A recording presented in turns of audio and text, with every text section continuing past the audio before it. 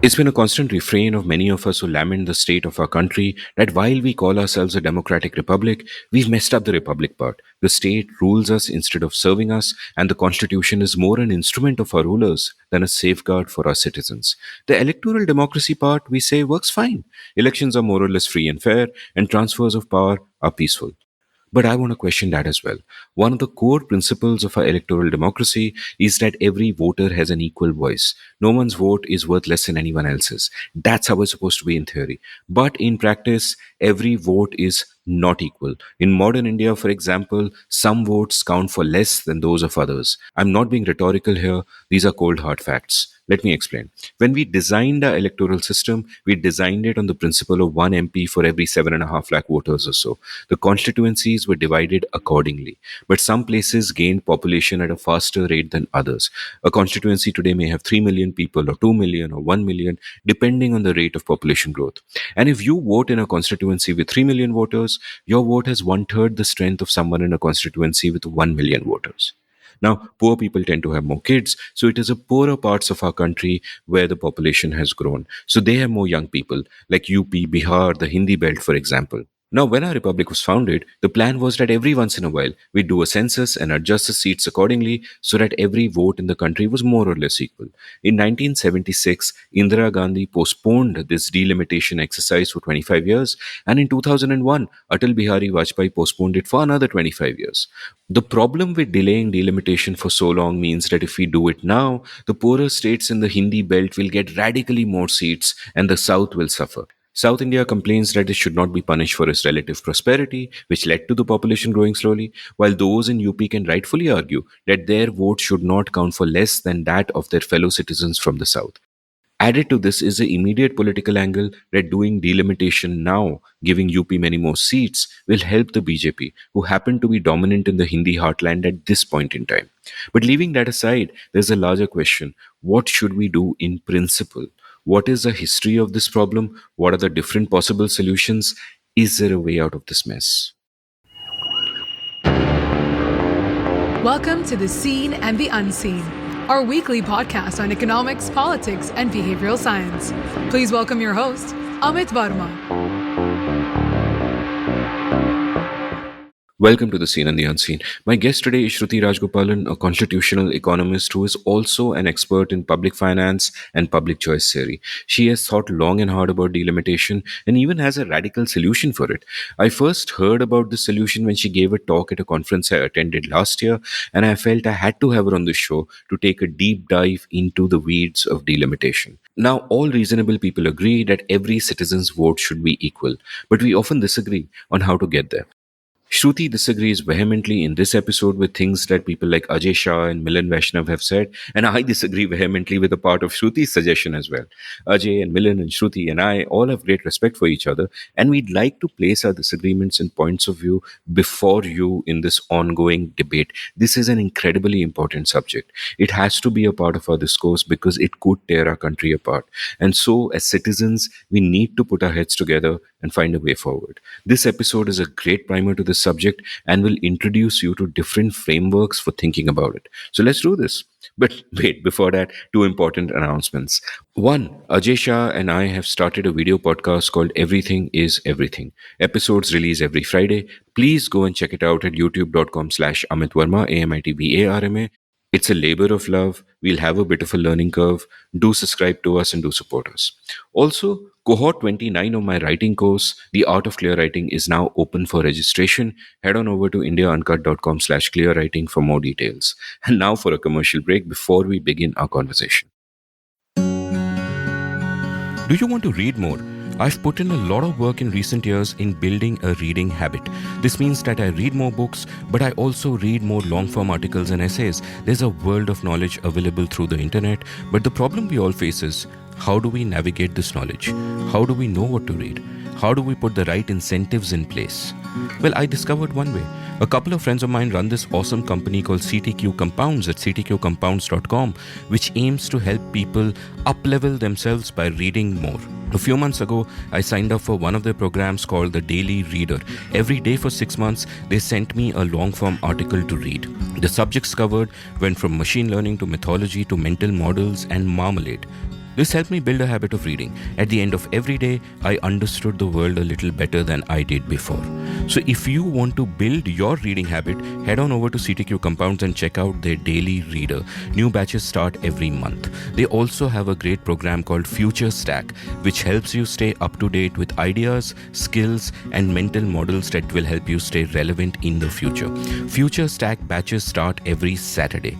What's more, you get a discount of a whopping 2,500 rupees, 2,500 if you use the discount code UNSEEN. So head on over to CTQ Compounds at ctqcompounds.com and use the code UNSEEN.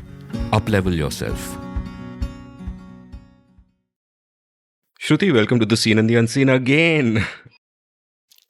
Hi, Amit. I'm so happy to be here and on popular demand, apparently, because people on Twitter have been asking. And I'm like, I think I've been there a fair bit. Yeah, people on Twitter keep asking, in the sense somebody will discover the show 6 months ago and then they'll see, hey, you haven't been on the show recently, and a week after week passes and they're like, hey, you got to get her. And I'm like, I've already had her 82 times, or at 17 or 18 times actually. 17 probably. Yeah. And I've sort of been saving you up for a massive episode I want to do, which is The Life and Times of Shruti Rajagopalan, where we talk for 7 or 8 hours, starting with your grandmothers or your great grandmothers. Never gonna happen. It's def gonna happen when we are physically in the same place next time. But right now we are doing a remote recording, and this is going to be a pretty short episode. And of course, I've redefined short in Indian podcasting, so that means probably 2 to 3 hours, not more than that. And only one energy bar for me. That's what a short episode means. Yeah. Though I've recently kind of started mixing them up, because I did a couple of amazing 8-hour episodes in January with Shanta Gokhale and Jerry Pinto, and I loved both of them. I think they're my best episodes. But at the same time, I thought, okay, let's also have some, episodes which are not so much deep dives into people, but sometimes back to the old format of deep dives into subjects. I really like that. Actually, recently you did one with Gurvinder Bhogal. Actually, you mentioned it when you came on my podcast, and I said, okay, I've never heard of this person, and if Amit's suggesting it, I should immediately hear it. So I skipped the order. I just, normally I listen to the Seen and the Unseen in proper order, and I just went and heard that, and he was fantastic. I mean, what a great find. And I loved his mind, and I loved that, the kind of person who wants to figure out everything for himself based on first principles. He's like, yeah, there's a mob on the left, there's a mob on the right, there's a Venn diagram of an overlapping mob, right? But I just want to figure this out, starting with how do I view the world? What are the principles I believe in? And then, evaluate the evidence based on that, depending on the kind of evidence available. So I really enjoyed that episode. Thank you. For listeners, I would say not only check out that episode, but also check out his Substack, because a lot of the stuff that I really admire him for, we didn't even start talking about. So there was like, typically the first 2 hours of my show is just like a brief introduction to the person, and then we really get into the meat. And we never really got into the meat. And Gurvinder, of course, has very kindly promised to come on again at some point in time, so we'll try and make that happen. But in the meantime, check out his Substack. Great independent thinking. And here's the thing, I was thinking the other day that maybe 20 years ago, I started blogging in 2003, that maybe 20 years ago I felt like in some ways I was in a sort of a wilderness where none of the conventional ways of thinking really made sense to me. And yet I couldn't figure out on my own at that point in time that how do I make sense of the world. And gradually over a period of time, I met a bunch of people, many of whom are common friends, and even you, I've learned a lot from you, and began to get frames that finally explained to me not some abstract world out there in a utopian vision, but the real world around me, where people respond to incentives, where we are always struggling with different kinds of scarcities and so on and so forth. And if one light bulb moment for me was understanding the way economics works, understanding incentives, and understanding economics in the sense that you can apply it to every freaking thing. Economics is really a study of human behavior. And that was one big light bulb moment. And within that, frankly, there was another small light bulb moment which happened a few years ago, and I'm sure you share my feelings about it to the same intensity, which was when I discovered this field called public choice economics, which applied these rules of economics to the state, to how the state functions, how politicians function, how bureaucrats function, why voters vote the way they do. And I, in fact, even have an early episode of The Seen and the Unseen on this, where I was a guest, and Pawan Srinath had interviewed me for another podcast, and we kind of for the Yes. Pragati podcast, and we did a mirror episode, and I spoke a bit about public choice theory. But obviously, I'm not an expert, but incredibly excited by the field that explains so much about me. So before we get to talking about delimitation and our parliament and the specific situation of that, I think I want to ask you about what public choice economics has meant in your life, because there's a straight line from there to everything that you're going to say about today's subject. Yeah, so, this is both for me a way of thinking and also all my training and background, right? So, the way I speak Tamil as a language, or Hindi as a language, or English as a language, for me, public choice is the language or the toolkit that I have, right, to make sense of the world. Public choice economics, it's a terrible phrase. I don't know why they came up with that name, but it's really the economic analysis of political choice, right? Or economists studying political science. That's like the simple way of putting Or it. another great And- phrase is politics without romance. Politics without romance. This is, of course, Buchanan's, phrasing of it. And what he meant by politics without romance, that has a little bit of history. Now, normally when I say, hey, public choice economics is basically applying the assumptions of economics to non-market choice, right? So this means whether we buy apples and oranges or we go into a voting booth, we're basically the same human being. It's not like you split or morph in any particular way. You are still self-interested, right? Doesn't mean you're greedy or an asshole or nothing of that sort. It's just you think about your interest over the interest of others, right? And you're going to choose things that are not to your detriment. This is true wherever we go, whatever context we apply it in. So when I say this to people, they're like, duh, of course politicians are self-interested. Of course voters are self-interested. Why would you think otherwise? But this comes from a historical context where, if you go back a few hundred years, you have, David Hume and Adam Smith who write about political economy, right? Economics and politics were not these separate things. It was very much the science of understanding how we live together as a collective, right? And then at some point in the sort of turn of the 20th century, economics became more and more only about studying market behavior. And at this point, policymakers would often make this assumption that bureaucrats are very public-spirited. Politicians are public-spirited. A judge is public-spirited, right? But if you're selling apples and oranges, or if you're buying apples and oranges, then you're suddenly homo economicus and self-interested. And this is where there was a revolution that took place in the 50s and the 60s, both in the United States and, there were some authors in Europe. And they started bringing in the assumptions of economics back into studying politics, right? Buchanan is a very particular field. He thinks about politics as exchange. So he's very much even bringing in market exchange into the realm of politics. He thinks of human beings as those who negotiate, trade, compromise. And this is true also of collective choice, right? And this is really the tradition I studied in. Buchanan won the Nobel Prize in 1986. He was at George Mason. It's called the Virginia School of Political Economy, what he developed, because it was developed at VPI, Virginia Tech, and then, at George Mason. And a lot of his students and a lot of his co-authors were here at Mason. Buchanan was around when I came here to study. I, in fact, chose George Mason just for that reason. The other side of Buchanan is not just thinking about politics as exchange. It's sort of thinking about constitutional design questions. So the way I would phrase it is, we know that if there is a given voting rule X, right, self-interested people would behave in the following way, and you would get outcome Y, right? But now that we have this information in front of us, how should we think about designing the rules? Should we choose voting rule X, right? How did we come upon that conclusion or that choice in the first place? So the other lovely thing Buchanan and his tradition did was they sort of split decision-making into multiple levels, right? So one is the choice within rules, right? Which is what we call standard public choice, right? So if bureaucrats are chosen like the Indian civil service, and they're given, functionally not a lifetime appointment, but until retirement. There are very few reasons to get rid of them. And their power and stature is determined by how high up they can go, right? There's a very clear hierarchy. It depends on how much budget they control. So if this is the institutional setting, you know what kind of outcome you're going to get, right? So that's very much public choice theory. Now, constitutional economics is, how did we decide in the first place what is going to be decided by elected representatives versus a permanent bureaucracy, right? What are our rules of delegated legislation, for instance, right? So we know that an elected parliament is going to make the rules.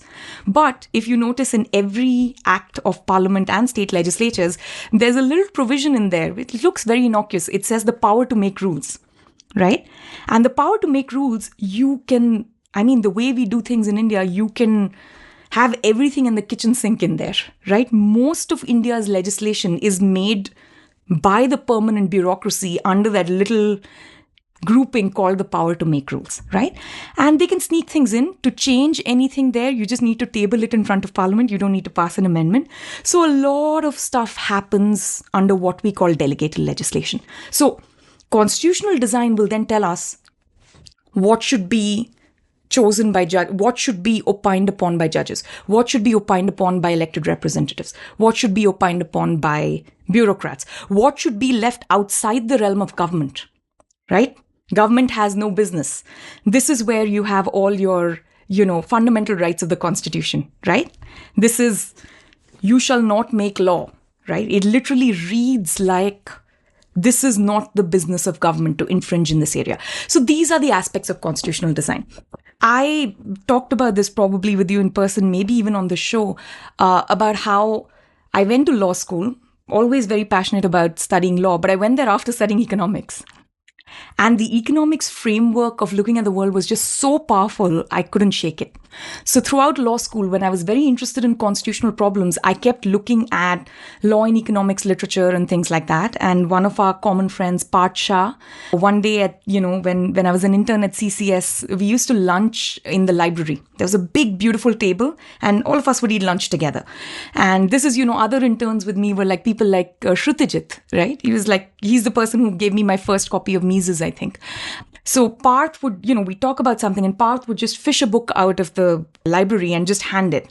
And one such day, I don't remember the exact date, it said, oh, the constitutional design question you're talking about, you should read Buchanan and Tulloch's Calculus of Consent. And he had a first edition signed copy and he just pulled it out of the shelf and he just gave it to me. And I Xeroxed the whole thing. I stood there and Xeroxed the whole thing. I think in the IIT market, across the street from IIT Delhi, there's a market. I went and did it there. I think I still have that copy somewhere, floating around in the shelf that you see behind me. So this was sort of the start of my personal journey with public choice. Eventually, I met all the folks at George Mason. They were happy to have me. Buchanan was at the econ department. Tulloch was at the law school. And they told me that they thought that the way my mind's working, I'm a better fit at the econ department. So I eventually came here for a PhD. I studied with Buchanan and Buchanan stopped teaching by then. He did a seminar and he used to hang around and any chance I would get, I would just speak with him. Just a thorough gentleman, very, very, Southern gentleman with Southern gentleman manners, right? The kind who would, even at age 90, hold the door for me because I'm a young lady and so on. But it was great. And one of the other major influences was one of his students and very long-time collaborator called Richard Wagner. He and Dick Wagner was a student, I think, in the early 60s. And they had this long association of about 40, 50 years. Democracy in Deficit is the book that they wrote. It was sort of a response to Keynesianism and a book that has aged very, very well, more relevant today than ever before. So, these were the people I really studied with, and that's where I learned about constitutional design. And for me, the effort has been, how do I incorporate those principles, which are very first principles, foundational concepts, and think about problems we have in India?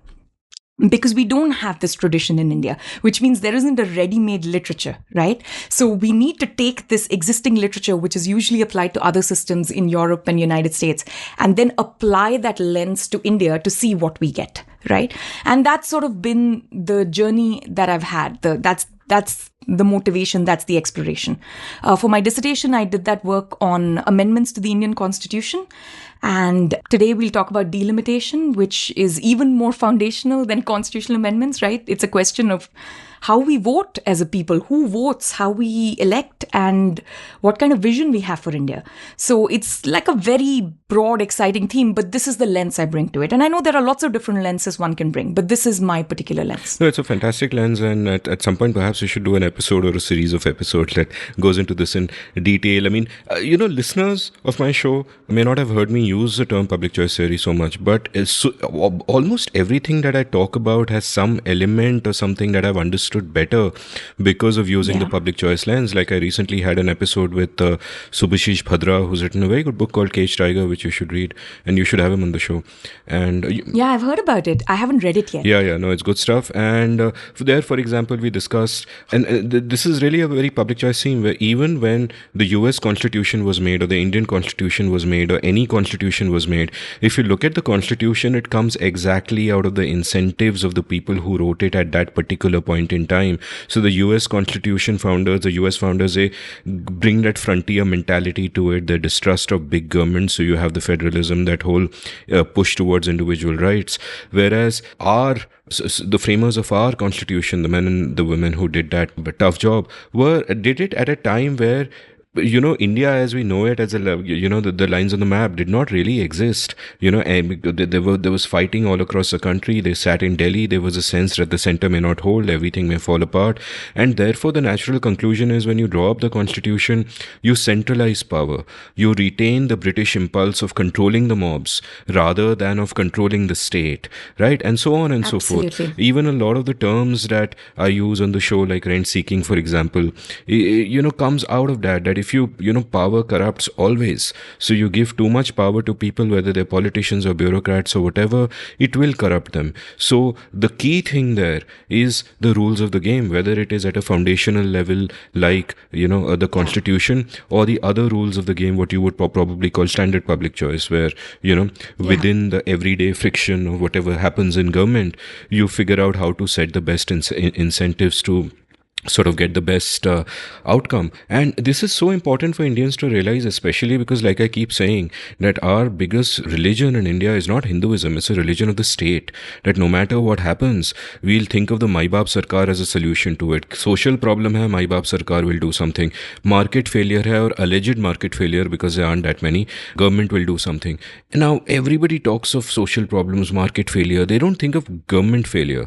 They assume that the state is a benevolent beast, it will do everything as intended. And of course, intentions are never outcomes, and things keep going wrong all the time. But anyways, I've gone on. I think I'll add two more things to that. I think a sub part of that, state as religion is also, we think too much in terms of individuals and too little in terms of institutions and rules, right? So we're always about, this is a good guy, I trust him. Right? So we really made politics some kind of, extended kin or family matter, right? Like, this is someone I like, this is someone I trust, and therefore this is good, and whatever they do is, I will stand by it, or I'm okay with it. Whereas I think to function at scale, especially India's scale, and to function with the level of plurality and diversity we have, we need to very carefully think about institutions and rules. And we need to actually stick with them, even when the outcome is something we don't like. The thing about rules is they can often also act as speed breakers, right? So if you have a very constrictive constitution, then, it won't let Stalin do bad things, but it also won't let Mother Teresa do good things, right? And that's the nature of it. And we need to get comfortable with that fact. We need to be a very rules and institutions based society, because I think if we don't base it on that, then we're going to start basing it on individuals, or then community, which is always based on language, caste, religion, region. And, you devolve into a very different kind of ethnic and conflict-ridden project, as opposed to a democratic, rules-based project which is working towards stability, prosperity, economic growth. So I think this is the sub part of what has happened because of that kind of religion. Yeah, exactly. And I used to write a column for Bloomberg Quint for a long time, which had these long 2,000 to 2,500 word essays, and I actually called it Politics Without Romance, taking Buchanan's term, because I tried to apply public choice to regular life. And I think one of the sort of my first column there was about, everybody keeps complaining that, hey, our freedom fighters were such great leaders, Nehru, Patel, Rajaji, etc., etc. Where is that caliber of leader today? And my point was, you got to look at the incentives. Those guys came up at a time where there was no power to be had because we were a colony, and therefore everything that they fought for was on the basis of higher principles and so on and so forth, and that's the caliber of leader that you got. But today, the way the state is designed, it attracts people with that lust for power, and the journey towards the top is necessarily such that whatever principles you might enter with, they get corroded, they become meaningless at the end of it. It's all that money power game sort of going on, and therefore it is very, and even then I would say that it is wrong to kind of blame the individuals, right? कि मोदी नहीं होगा तो ठीक हो जाएगा, या राहुल आएगा तो ठीक हो जाएगा, or whatever. The individuals are not so much the key point. I'd love to see the design. I mean, an ideal state is designed in such a way that the worst sociopathic, most evil person, if they get to the top of it, they can't do much damage. Yes. Because the state acts as a constraint, and that's what the rules of the game do. Yeah. And we can probably get to this eventually. The other aspect of politics in India is, now I think a lot more people are talking about how we are extremely centralized and rooted in the central executive, and that's how we do things. We need to rethink how we imagine collective action. Right? So if you look at someone like Vincent Ostrom, right? He was a political scientist, the Bloomington School. One of the best books I have ever read is The Theory of the Compound Republic. I think just everyone must read it, right? And he was the partner and longtime collaborator of Elinor Ostrom, who went on to win the Nobel Prize in Economics. So Vincent Ostrom's simple idea is that you want the level of government to be only as large as the extent of the externality, right? So for very local problems, the garbage is not being taken out, right? Or someone's dumping in the local pond or the local lake. These are extremely local problems, and they're really not something that, either Yogi Adityanath or Narendra Modi can solve. It just can't be done, right? And the more you centralize, or the larger the size and scope of government relative to the externality you're trying to solve, the worse your outcomes are going to be. And I mean this in two ways. One, of course, you're going to have government failure in that the externality will remain unsolved, right? Despite having government. But the second aspect is, everything else is also decided at that same level, which means you're going to get a very high degree of uniformity. It's just going to flatten everything out, right? The kind of education policy you need in Kerala and Tamil Nadu is very different from the kind of education policy you need in Bihar and UP, right? The kind of forest policy that you need in Jharkhand is very different from the kind of forest policy you need in Goa. So we are, however, using a very centralized system to navigate and negotiate all of this. And that, I think, is the other problem. So, it's a three-way entanglement. It is the focus on individuals and not institutions or rules. It is the focus on a very high degree of uniformity and a very centralized high-level government to solve every single problem without really using public choice theory to figure out what's the appropriate level government for which problem. And then, the overarching theme, of course, is the deification of the state, right? Which is, I think, that's the umbrella we operate in, but that's true even if we fix these two problems. Yeah, I love what you just said about Vincent Ostrom's frame for looking at how, what level of government should do what. Like we had an early episode back in the days when episodes were like so short that, there were almost like negative time. You gain time and gain lifespan if you listen to an episode by us ever that short. But where I think you just violated the rule of scarcity in like 75 ways. But I let it pass. Yeah, and I'll link that episode from the show notes. But he spoke about how at the local level, there's no relation between accountability and power at the local level. Yeah. Those who have power over you, you can't do anything about them. They're not accountable to you. And those who are accountable to you don't actually have the power to do anything. Yeah. Or the fiscal resources, which is another big part of the puzzle. But we can talk about all of those things. But I mean, the delimitation question, which is what you were asking me about, I think is an overarching and slightly completely different question, which impacts every single thing we've spoken about so far, but it's still a completely different mess that has been created by and for the Indian Republic. So, that's a slightly different question. So let's get to that. But before that, I also wanted to respond to what you said about Jharkhand may have one particular problem, another state may have one particular problem. I did a recent episode where delimitation was also discussed with R.S. Neelakantan, who wrote the book North versus South. And he pointed out that, if there's among the centrally sponsored schemes, if there's a healthcare scheme, what the government sitting in the north will, they will look at some place like Bihar and say more calories. We need to increase calorie intake, which then becomes a policy for the entire country. While in a developed place like Kerala, the problem may be diabetes, and increasing calorie intake is what you do not want to do. And by the way, yes, I haven't heard that episode yet, but I think the instinct is absolutely bang on. The instinct is absolutely bang on, and actually everyone should have a calorie deficit, but just generally good for the health. And I also... also plug your sugar is evil. Like, go say all the usual nonsense things Sugar you is say. very much evil. All my listeners are utterly aware of that. So anyway... And this is why you're so unhappy. Look at my face. I'm so happy. Are you kidding? I had chocolate after breakfast. Are you serious? You have chocolate after breakfast? Yeah. Of course. We must get the state to ban chocolate. I just came back from Amsterdam. I had bought very good chocolate in Amsterdam, and I had a small piece after breakfast. It felt wonderful, and my breakfast was full of carbs. And I am still somehow managed to be happy and relatively fit. So I'm not listening to you on any of this sugar nonsense. I'm so happy this episode is airing within 3 days of the recording, because at least you won't be dead when it comes out, hopefully. Chocolate after breakfast, it seems. But life is too short to deprive myself of the things I truly care about. True that. Let's move on to another thing you truly care about, which is India, which is this specter of delimitation that is kind of hanging all over us. And I've mentioned and briefly discussed delimitation in my episodes with both Neelakantan and then later on with JP Narayan just last week, which was a great episode. And I know that he has disagreements with you on an aspect of it, and we'll get back to that later. But what I would really like you to do is, rather than talk about delimitation itself, give me a primer. Like, for someone who's never heard the term, give me a primer right from the start. I'd really love you to go back to history, talk about the founding of India, what happened in the Constituent Assembly, why do we have a system with the Lok Sabha, Rajya Sabha, what is the thinking behind that. Let's just start at the very beginning. Awesome. Yeah, no, happy to do that.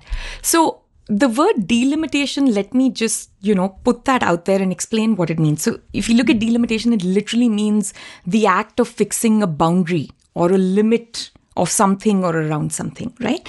And in Indian politics, it means determining the number of constituencies, the size of the constituencies, in each state, and then also the boundaries, right? Is the line going to pass and cover this village, or is it not going to cover this village? That part of it. So it covers all of these things, okay? And we'll get into what is usually meant by delimitation, which is the freeze that came in 1976 based on 71 census. But I'll get to that in a minute. So India, as you know, is both a bicameral system. So we have the Lok Sabha and the Rajya Sabha in parliament. And it is also a federal system, right? So we have the union parliament, but we also have states which have their own legislature. And most of the state legislatures are unicameral. I think 3 of them are bicameral. Some of the union territories have legislatures, many of them don't. So this is roughly the system that we're operating within.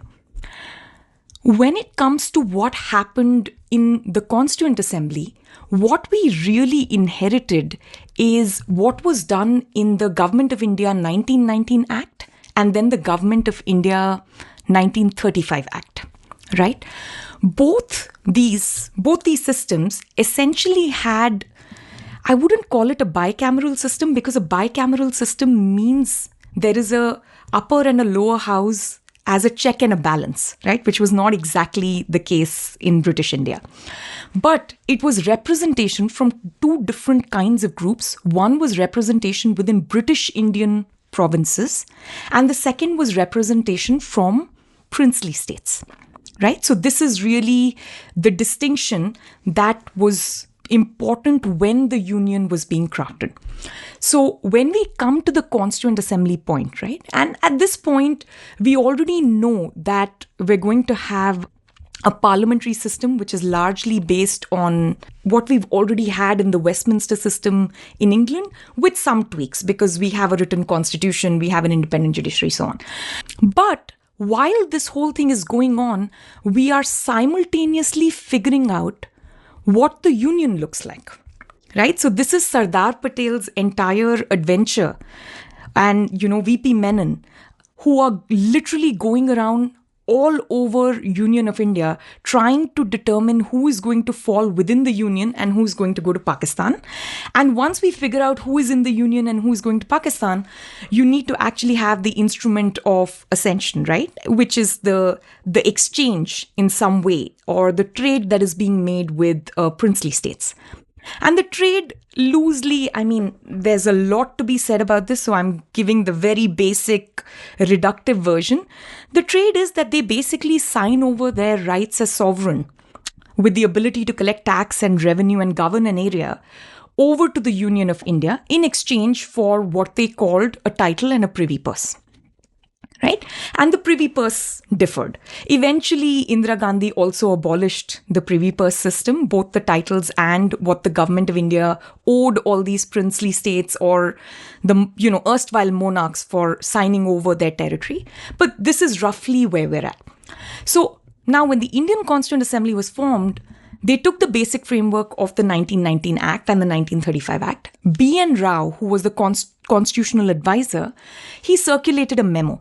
Right? And this is typically how the Constituent Assembly worked, right? A lot of work was done by committee, actually. So there's an advisor who will actually put out a memo of some form or circulate and request answers on a particular question. And different members will write in with answers. Not everyone will. In this particular instance, I believe K.M. Panikar and K.T. Shah sent in detailed remarks, right? And then the other thing B.N. Rao would do was he would look at all the other systems. What is the US doing? How are the Irish solving this problem? How are the Swiss solving this problem? So he would collect all of that in one place. And this would go to a committee. In this case, it was the UCC, the Union Constitutional Committee.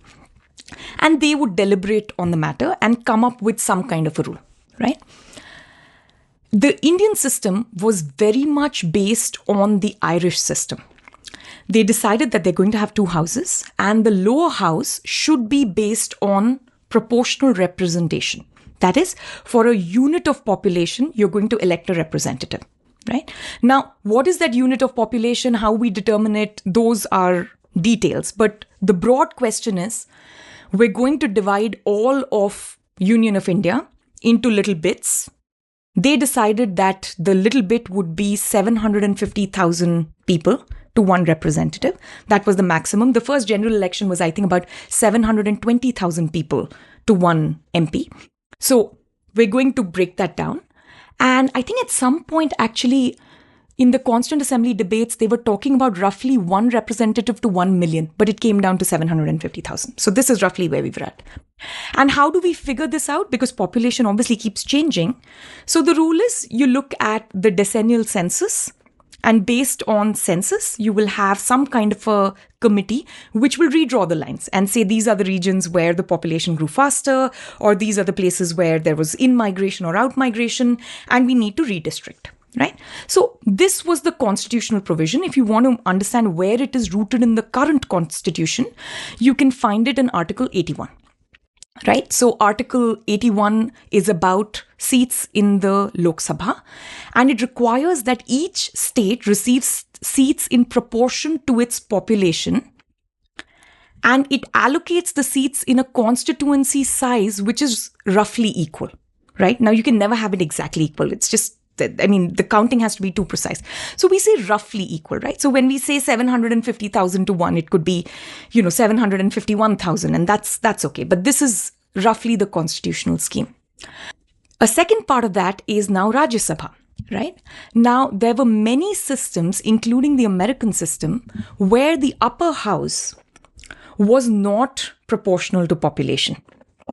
It was a very clear break. right? So the upper house in the US or the Senate is designed such that no matter what the size of the state and no matter when it joins the union, they get 2 seats in the Senate, right? So Wyoming has about 500,000 people in population, right? And that gets 2 seats. And California has, about, I think, 40 million in population, and that also gets 2 seats. So that's the nature of the Senate. And the idea in the US system was that the upper house, which is the Senate, will act as a check to the lower house. And this is also a check against majoritarianism, right? So states that have fewer people don't want to be overwhelmed by states that have lots of people, right? So every federal system, you want to be sure that there are things that will not be done against your preferences or your wishes, right? And one way of protecting against that is by having this kind of check and balance at the upper house. Now, in the Indian system, this was not what was adopted for the Rajya Sabha. Actually, the Rajya Sabha in India is also roughly based, not as precisely as the Lok Sabha, but roughly based on population. So every state is allotted a number of seats in the Rajya Sabha. And, if you want to look up the provision for Rajya Sabha, it's Article 80 of the Constitution. It tells you that you're supposed to have no more than 238 members from the various states, and the functional representation or the nominated members is another 12 people. And these 238 are divided up between different states and roughly based on population size, right? So what India did is quite interesting. And now why we did it, it's, part conjecture and part history. The Union of India didn't come together as the United States of America, where the states were the sovereign entity and they joined together to form a federation, right? In fact, the federal government in the United States had very few powers. The fewest of things was what was in the hands of the federal government, and most of the sovereignty and most of the collective action problems would be solved by the states, right? In India, it was sort of the other way around. There was British India, which was turning into the Union of India, of some sort. And now we were actually going to have all these small and big states join the Union of India. Now there were very large princely territories and there were very small princely territories. I think more than 560 princely territories actually joined the Union of India to make it look like the current map of India, right? It would have been impossible to say each person not each person, but each territory, each of the 560 territories that's joining the Union of India, we're going to give them 2 seats in the upper house. That makes no sense because some of them were just way too small, right? The other point is, they come from a point of suspicion where the princely states were really seen as aligning with the British. So do we really want to create a House of Lords in India? Right? Do we really want a situation where we get these elite people, these, from these provinces who were siding with the other side and who never really fought for the Indian Republic? So some of this is explicit in the writing, but some of it is implicit. This is not very much debated in the Constituent Assembly. Like, I'm not actually reading a running debate where different sides actually place these views. So this is roughly where we came from. So India actually created a very interesting system where both the lower house and the upper house were based on some kind of proportional representation. In the first case, by direct representation, that is, the voters actually choose the representative. And in the second case, which is Rajya Sabha, the states choose the representative. But each state still gets the number of representatives based on its population. So, I'll quickly point my listeners to this fascinating episode I did with Narayani Basu on VP Menon. She wrote a great book on Menon, who, along with Sardar Patel, I think really carried out what I think of as a fast-track colonization. What the British took 200 years to do, they did in a few months, in just a couple of years, in bringing the princely states together. And, you speak about how the princely states were looked upon with suspicion, but the princely states should have been suspicious themselves because all the promises made to them were essentially broken over time. So, just that how moral was the act in which they were either coerced or given false promises to become part of the Indian Union is something worth pondering. Also, a humorous aside, you meant, upper house and lower house are not terms that originated with us or with the Indian Constitution. When Yes. Mohandas Gandhi was in South Africa in at the turn of the 20th century, he had a close friend, a German bodybuilder called Hermann Kallenbach. And according to Joseph Lelyveld's controversial book Great Soul, they used to call each other upper house and lower house. And Kallenbach's implication was that they were having a homosexual relationship, so upper house, lower house. But Oh, another wow. explanation of this, which has been offered and which is equally plausible, if not more plausible, is that they were living together and one of them would decide the budget for something, but the other one would have the right to veto it. So upper house, lower house for that reason. So I asked Ramchandra Guha about this, by the way, in one of the episodes I did with him on Gandhi, and he took severe offense to Lelyveld's interpretation. But be that as it may, even if they were gay, what's wrong with it? Having a good time. And Sure, but I meant it just in the ordinary parlance in which we say Lok Sabha and Rajya Sabha, because often it's a mouthful. yeah. And, for people who, they just call it LSRS or something like. In fact, most people don't even think about the Rajya Sabha when they think about Parliament. They're really just thinking about the Lok Sabha because that's who they vote for. So, yeah, let's leave that aside. Yeah. I thought it's just an interesting aside to think of. And also, you look at Gandhi as either, for most people, a revered figure, for some people, bizarrely enough, a reviled figure, and of course, he contained multitudes. But if you think of him having this playful banter with a friend where they're calling each other upper house, lower house, you just see a much more human side of the guy, which I always like. Getting back to sort of, the way the parliaments are formed and all of that.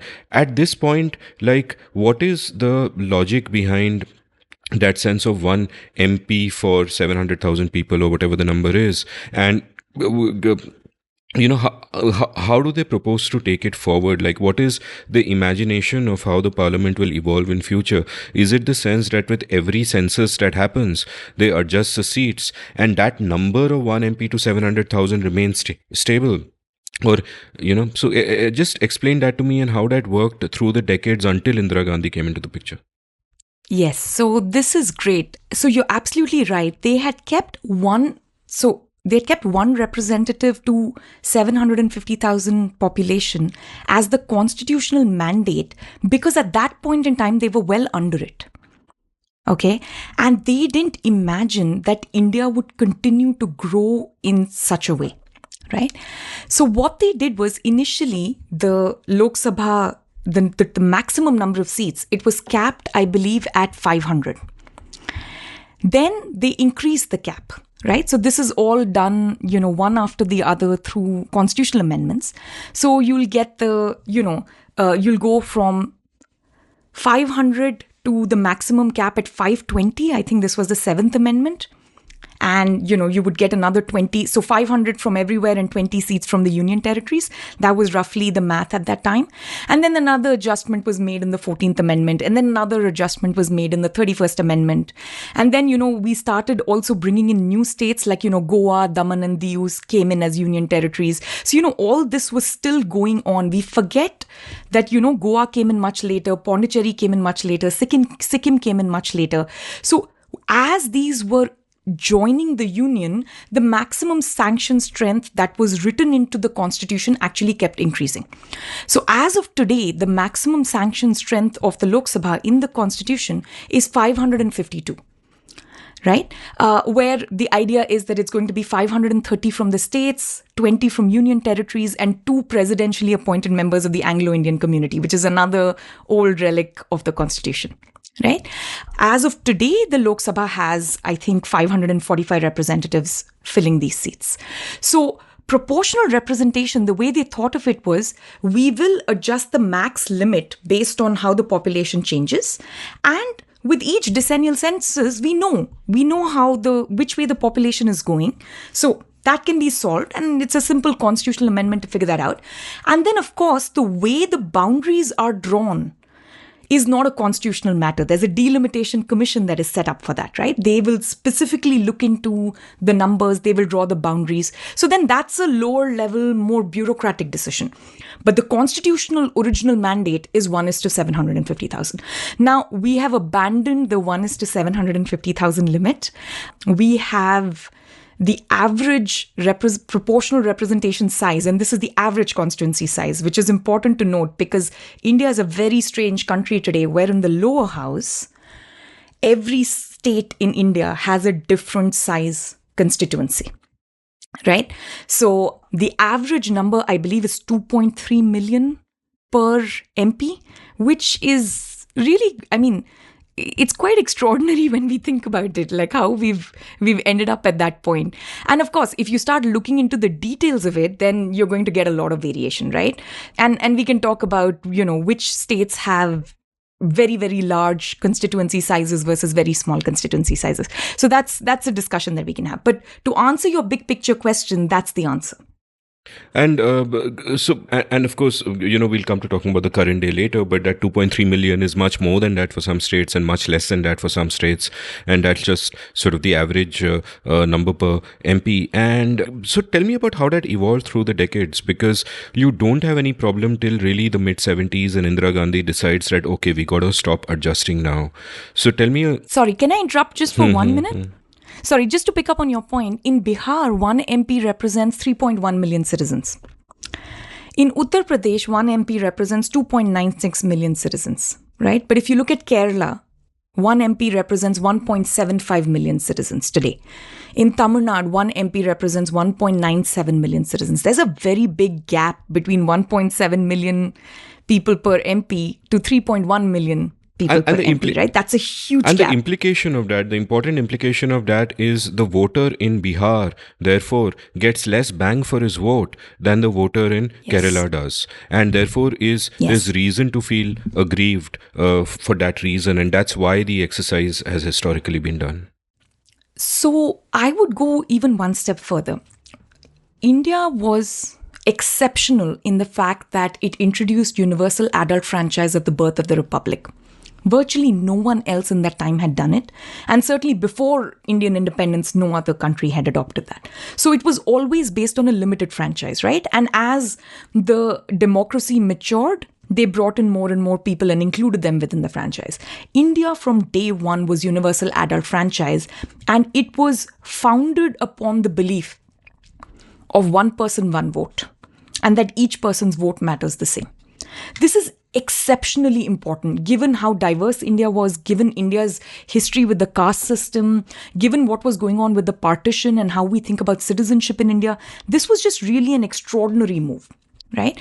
But we have to remember, one person, one vote makes sense only if the constituency sizes are the same, right? Because otherwise what we're saying is, based on a birth accident, your vote matters more or your vote matters less.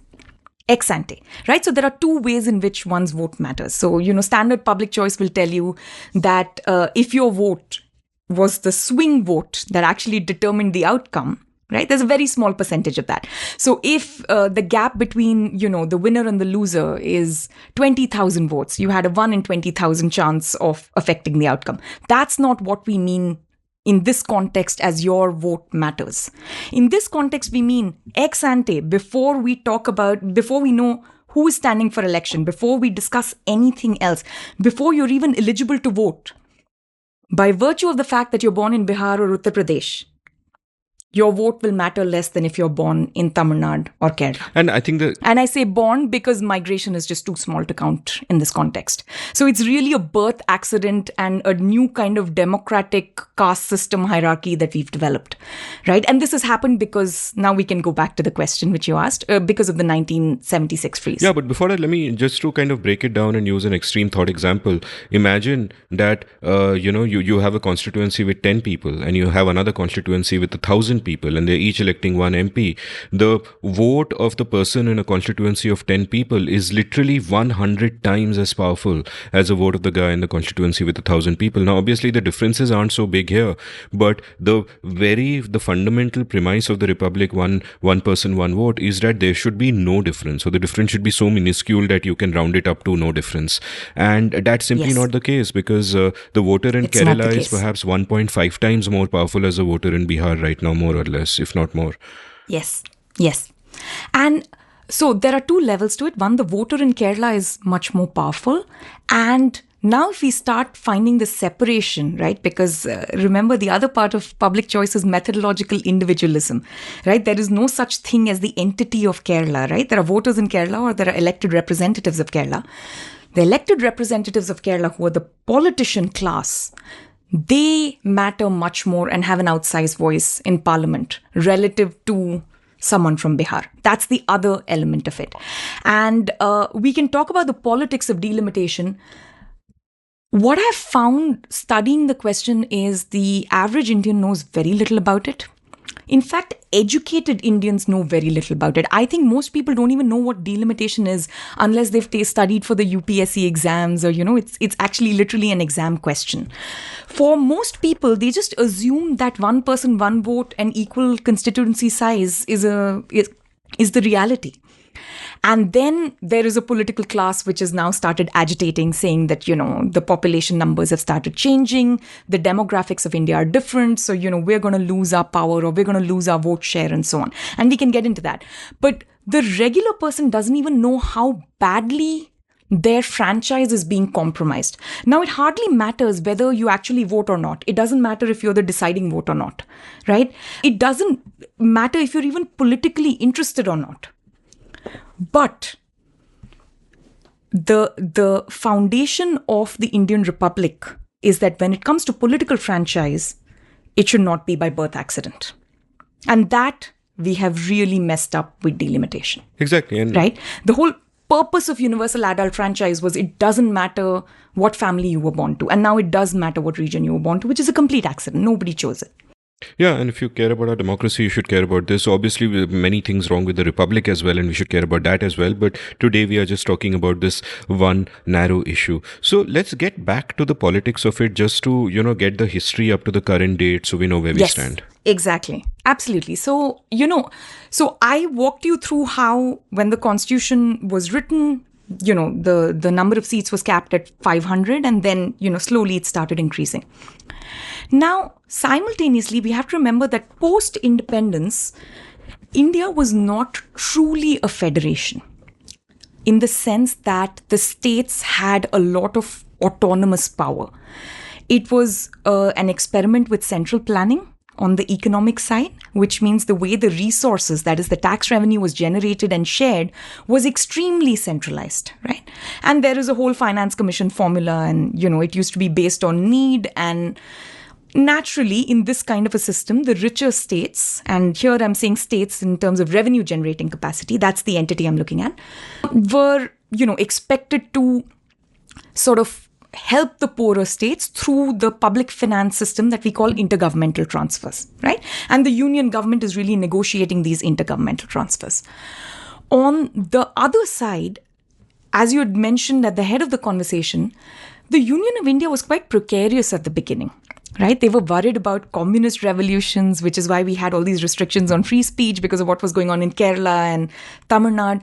They were having a lot of problems in border states, right? In fact, secession movements were going on in my living memory until very recently. It's only very recent that the border states are not perennially under president's rule for like years on end, where the union government is trying to bring in some kind of order and not let them cede, right? And the most recent version of that is, of course, what happened in Jammu and Kashmir, but we can leave that aside. Because of this, the Indian state became extremely centralized in the union executive. Right. So one is the constitutional design was bad. There are constitutional assembly debates where it says, oh, this constitution and Bill of Rights sounds like it's written by a police constable as opposed to, elevated intellectuals. I think Somnath Lahiri said that. Yeah, carry on. Yeah, so it's very much written in a post-partition, trying to bring the union together stability kind of system. So you combine the political problem of holding the union together and the economic question of central planning, which is hugely reliant on all the revenue that is generated in every state gets together in a central pie, and then the Union of India will grant, resources back to states. These two things make India quite unique and different from other federal republics, right? Most federal republics don't have such a high degree of central planning and, fiscal centralism or fiscal centripetalism, as we call it. And most states that have central planning and this kind of fiscal system tend to be communist states. They don't tend to be constitutional democracies where we have elected members at the state level, both in legislature and in the upper house of the parliament, and also their representation in the lower house. So India's bicameralism and constitutional democracy combined with the economic system is what has birthed this problem, right? So you will hear a completely different narrative, by the way. Okay, so when you look at what happened in 1976, Indira Gandhi, through the 42nd Amendment, which is one of the most infamous amendments ever of the Indian Constitution, most of it was undone, except some features like delimitation. What she did through that amendment was she said in 1976 that we're going to freeze the constituencies for each state based on the 1971 census, and we will revisit the matter after year 2000. Okay, so that's the constitutional amendment. This is the 42nd Amendment. Now, why was this done? So I'll give you the ostensible reason and the real reason, okay? And the ostensible reason will drive you bananas. The ostensible reason was that the population of different states is growing at different rates. And the southern states came and said, we actually did what the union government wanted us to do in terms of family planning and population control, and we controlled it, okay, as if they had a magic wand. And these other northern states didn't control it, and you are going to politically punish us for following the union government mandate, and you're going to politically reward the northern states for violating the union government mandate. So some special provision has to be made. Now, I'll tell you why I say this is the ostensible reason. Because nobody controlled population in India. Okay? Fertility rates drop as regions get richer. As families get richer, as regions get richer, infant mortality drops, right? Child mortality drops, and people feel the need to have fewer children. This has been true everywhere in the world, with minor differences based on culture or religion. In India, for various historical accidents and reasons, the southern states got richer first, right? Now, these are historical accidents like Zamindari was imposed in the north, whereas Rayotwari was imposed in the south. So the south had better state capacity, better revenue collection capacity, better trade routes, which were long established and so on. You know those arguments. And there is another reason, if we don't credit British India and those differences, there's also a difference between British India and the monarchs, right? So there are some very elevated and elite monarchs like the princes of Travancore who actually managed to bring in so much development in Kerala that even before the communist rule comes in, right? You have very, very good development indicators. Life expectancy is twice as high in Kerala as the rest of British India and so on, right? So for various reasons, nothing to do with the governments active in the states in the 70s or the 60s or the 50s. And there is literally nothing any of these people did for population control. I mean, the idea is ludicrous. They said we are being politically punished. But what they were really saying was, we are the rich states. The union depends on us for money. And you need money from us to substitute the poorer states, right? This entire system works on intergovernmental transfers. We don't have fiscal federalism in India. So you can't take our money and not let us have a voice in parliament. And the reason this becomes important is a set of other smaller rules. One is we don't have a council of states or Rajya Sabha, where each state gets the same number of votes no matter what. That was also proportional to population, right? So if you're getting screwed in Lok Sabha, you're also getting screwed in Rajya Sabha based on population. But the other aspect was India has very strange rules, right? Such as money bills. Money bills cannot be passed it's not, okay, so let me rephrase that. Money bills need not be passed in Rajya Sabha, right? So this is Article 109 of the Constitution. So if it is a money bill, anything to do with budget, if it just passes in the Lok Sabha, it's enough. Passing it and sending it to the Rajya Sabha and passing it is not a necessity for the money bill to pass, right?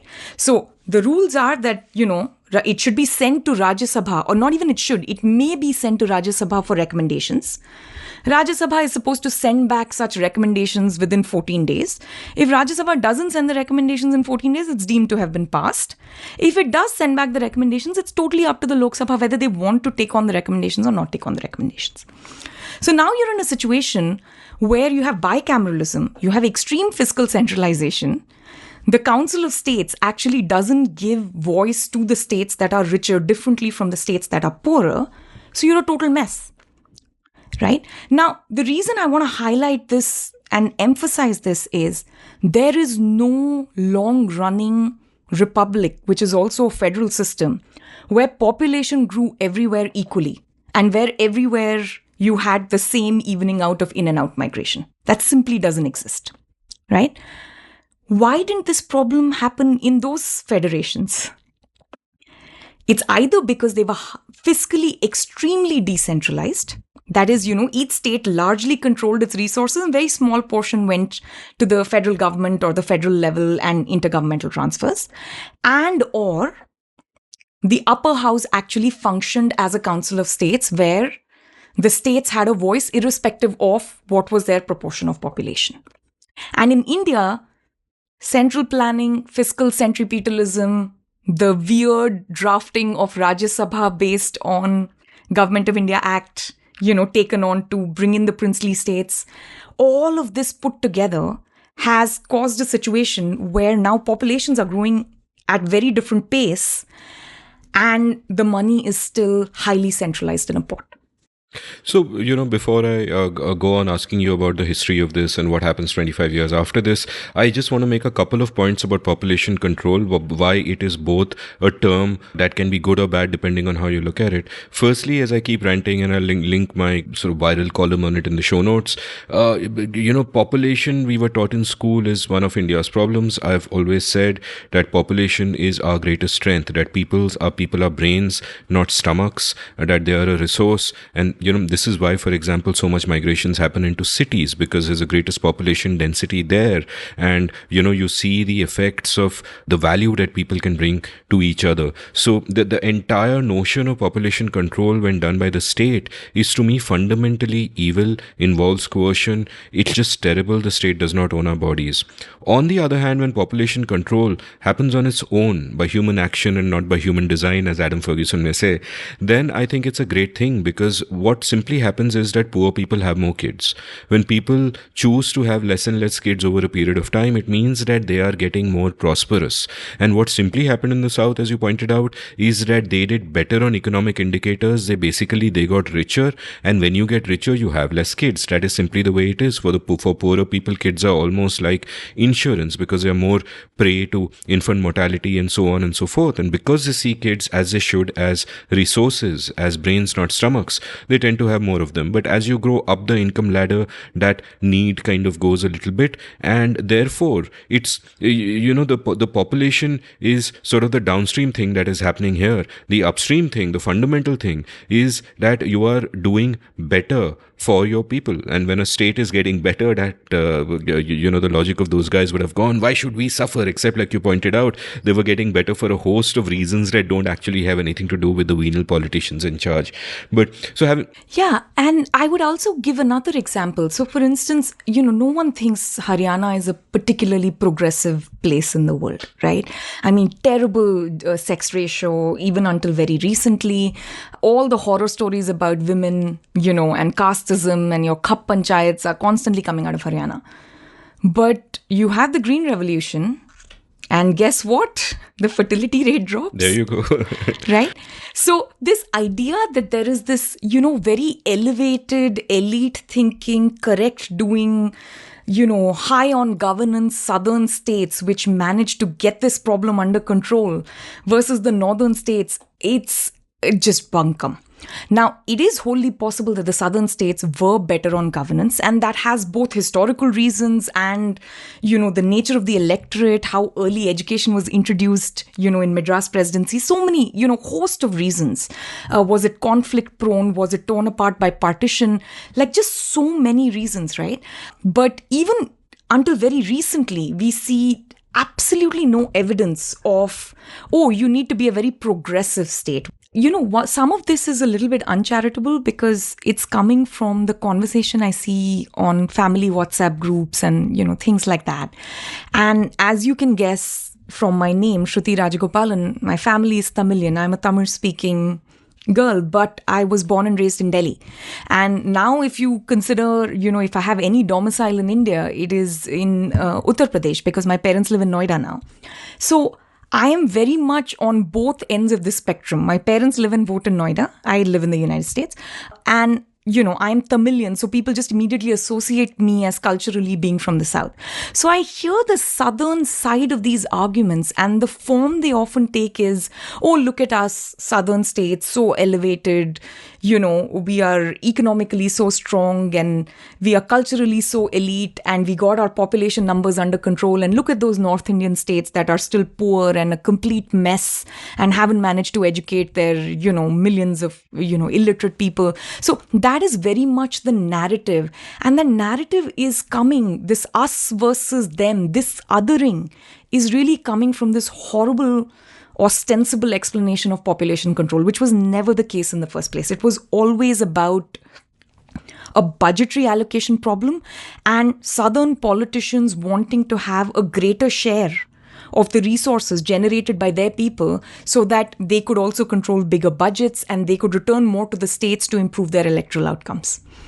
And at the heart of this is also one of the original sins that power was too centralized. Like if it was much more federalized, both in terms of money and power, if government was much more local, in fact, much more local than even the state level, and if finances were also, much more evenly distributed or much less at the discretion of the center, then this would not have been such a big issue anyway. It becomes a big issue because so much power and money is centralized, and then it becomes something to fight about. Take me through the next phase of this, because what Indira does is she kicks it down the can for 25 years, and then in 2001 the issue opens up again, and now you have a different government, a different party. Wajpayee is the prime minister.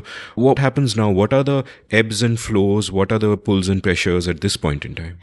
It's super interesting. So, even within that 25-year period, there were some issues because what the 76 freeze did was, of course, it, benefited some states over other states. That is, states where the fertility rates dropped later were adversely affected by the 1976 freeze, and states where the fertility rates dropped sooner were, advantaged in some way. But there were two other problems. One problem was that within states, all states weren't growing evenly. Right? This obviously, it makes sense. It's just a common sense issue, right? There are going to be different parts of each state which grow at different pace.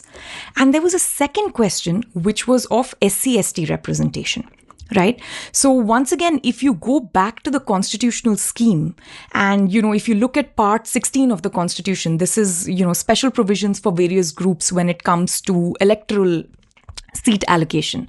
And if you look at Article 330, which is for the Lok Sabha, and Article 332, which is for legislative assemblies, there is seats reserved in the proportion of population for SC/ST groups. This is a constitutionally mandated requirement. There's another one which requires, 2 seats for Anglo-Indians, but that's a small issue and we won't get into that. Now, SC/ST populations, as you can imagine, each subgroup's fertility rates are dropping differently, right? So upper caste Hindus' fertility rates drop sooner, even in the poorer states, right? Not everyone is evening it out. And then SC rates drop and then ST rates drop. These are fertility rates, right? So now, even before the 2000 constitutional amendment question pops up, there is a serious issue of should we update redistricting within each state based on the census in 1981 or 1991 and so on. So this is a constant discussion that is going on in the background. Of course, nothing comes of it. Right now, cut to year 2000, and this is, if we are technically thinking about it, it's actually Vajpayee's third term as Prime Minister, right? Because in 1996, famously, he has a 16-day term or 13-day term in Parliament, and that government falls. And then you have the United Front government that takes over. In 98, when Vajpayee's government comes back with the NDA, they are governing for about 18 months and they have various coalition partners, but it's a pretty narrow majority. And one of their coalition partners in the south, AIADMK, pulls support, and within 18 months, the government falls. Right? So that government is also not able to do too much. In 1999, Vajpayee actually comes back, the NDA comes back a little bit stronger with very strong regional partners. In Tamil Nadu, they dropped AIADMK as a partner and DMK becomes their ally. This is an important issue that will, come up in a second. And they have, partners, regional partners in Andhra Pradesh, TDP, they have Shiv Sena in Maharashtra. And because it is this coalition stitched together with such strong support from southern state regional parties, it is going to be very difficult to go back to the original constitutional scheme and actually do this by population. And this is important because the BJP was actually always the party that wanted the malapportionment, as we call it, that is the asymmetry in different states having different constituency sizes, to go away. This was the BJP in the 80s, right? The other issue that the BJP was simultaneously looking into, and this was also long history, they revisited the question in 1988 first, is the carving out of Chhattisgarh out of MP, Jharkhand out of Bihar, and Uttaranchal out of Uttar Pradesh, right? So this question is also simultaneously going on. And it obviously depends on your coalition partners. It was fairly straightforward to do in Uttar Pradesh and Madhya Pradesh. They were either the government or they had allies. In Bihar, it was a little bit more complicated, but eventually everyone got on board, right? And sometime in November 2000, what we have is a reorganization of these three states such that new states are carved out. Right? And the way the new states are going to be carved out obviously depends on who gets how much seat share, right? Now that also suddenly becomes extremely important. So in the case of the, Uttar Pradesh Reorganization Act, in Lok Sabha, UP got 80 seats and Uttaranchal or Uttarakhand eventually got 5 seats, right? And in Rajya Sabha, the proportion was slightly different. Uttar Pradesh got 31 seats and Uttaranchal got 3. Now, when we come to Bihar, in Lok Sabha, Bihar had 40 seats, Jharkhand had 14, right? And if we talk about Madhya Pradesh, again, in Lok Sabha, Madhya Pradesh had 29, Chhattisgarh had 11. And the Rajya Sabha was a little bit different in proportion. That is, the original states had a slightly higher proportion of seats in Rajya Sabha. So that's how they carved out these seats. Now, between the SC/ST issue, carving out these seats, right, and figuring out what we are supposed to do with delimitation, you had two sets of problems. Problem number one, you are very strongly supported by the southern state coalition, regional parties.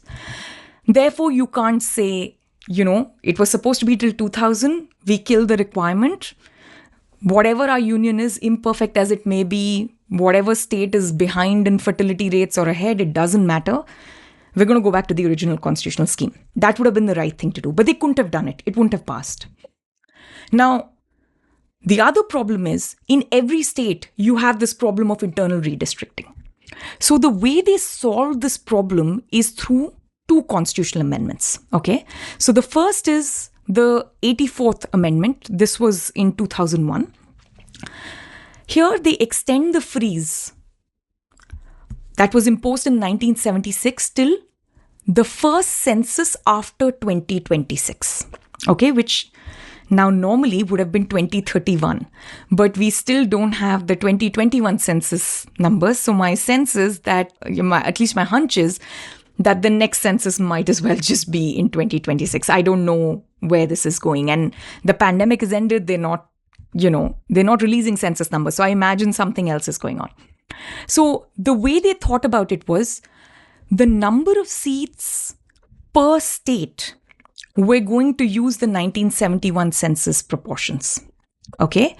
But redistricting within the states, we will change it. Right? And then they said, we're going to use the 1991 census numbers. So this sounds a little convoluted, but now what happened was different states had different constituency sizes, but within a state, they managed to get the constituency sizes to be the same, right? So is this a great improvement? It's a marginal improvement, right? At least now your birth accident is not, whether you were born in Eastern UP versus Western UP. Now that problem has been somewhat, figured out. Then they passed the 87th Amendment Act, where they said that, because the 2001 census had happened, this 87th Amendment Act was passed in 2003. So because the 2001 census had happened and the 4th Delimitation Commission would have those numbers, they said instead of 1991, let's use 2001 numbers for within the state redistricting. So that's what solved the problem, right? Now, we've had the formation of Chhattisgarh, Jharkhand, Uttarakhand. If you look at malapportionment, the original states are still extremely malapportioned. The new states are not that malapportioned, right? So you can see what happened through this, consecutive constitutional amendments plus carving out of the states. Later, of course, we've had Telangana carved out of Andhra Pradesh. Again, a fiscal reason, right? The revenue raised in Telangana is way higher than the revenue raised per capita in Andhra Pradesh. And, most recently, we've had Jammu and Kashmir converted into a union territory, and that had 6 parliamentary seats, which are now 5 for J&K as a union territory and 1 for Ladakh. So that's how that has gotten solved. So now we have 2001 census numbers for within states, which is also extremely outdated, to be very honest, right? Because when a state is growing, it's growing unevenly. The last part that I want to highlight is that in 2008, through a delimitation order, they also managed to adjust the SC/ST reserved seats. Because if you continue using the old numbers, either 1971 or either 1991 for SC/ST proportion, and we know that, communities that were poorer, their fertility rates dropped later. So we know that SC/ST populations are disadvantaged relative to the rest of the population in each state. So that also got adjusted. And this was really important because there's a constitutional mandate that SC/ST parliamentary seats are reserved as a proportion of population. So this whole thing is a mess, to be honest, the kind of mess we only make in India. But it's the kind of mess that you get when there is a political compromise. You want to hold the Union of India together. You don't want one after the other coalition governments falling because people can't agree upon something, right? If you have the Vajpayee government, think of the counterfactual. If the Vajpayee government didn't make this compromise, you wouldn't get a lot of the liberalization measures that we would have gotten that time. We wouldn't have been able to carve out these states, and a lot of good things came out of carving out these states, right? I mean, Jharkhand coming out separately as a state is an enormous sort of, leap for the scheduled tribes in Jharkhand, right? It's very important for what's happening with the forests in Jharkhand. So it's difficult to say this was all bad, no good, but it is important to say that this was not sensible constitutional design. It was just a backroom political, mess that was made, and the best compromise that they could find, they came up with it. Now, after liberalization, the second thing that happens is that different states now really start growing economically at a very different rate. Before liberalization, you really just saw the takeoff of Punjab and Haryana because of the Green Revolution, right? After liberalization, the southern and the western states just really take off. They are the biggest beneficiaries from liberalization. For various reasons, they had the state capacity right, to actually be able to invite and make it conducive for private sector activity, which is very important post liberalization. And they had the human capital, right? So, I mean, these are states that are richer. They have a population which is more educated, which is a more educated workforce, which is why private enterprise comes to those places. And the last part is there was a small elite that just really benefited through the IT revolution, right? India became a service exports economy, and the regions that benefited the most were the South. And what ended up happening was, normally, when you have very poor regions and very rich regions within a country, they start converging, right? For various reasons, migration, catch up, there are all sorts of development explanations for it. In India, that has not been the case. They are still diverging. And what I mean by that is that the richest states are still growing at a faster pace than the poorer states are growing. So everyone is growing economically, right? So the growth rate is positive for everyone. No one's flatlining.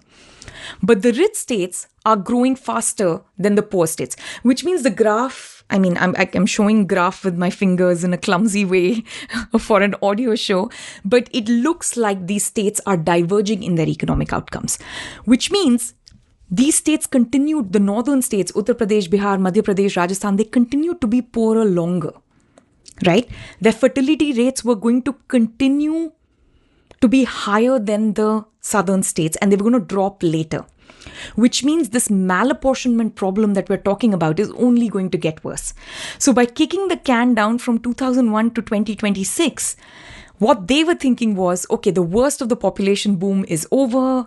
India is now at a much higher growth rate. The states will play catch up. It's going to even out. When we revisit the problem in 2026, it won't be that bad. Actually, it is really bad. So even before 2026, it was bad, but after 2026, it is particularly dire.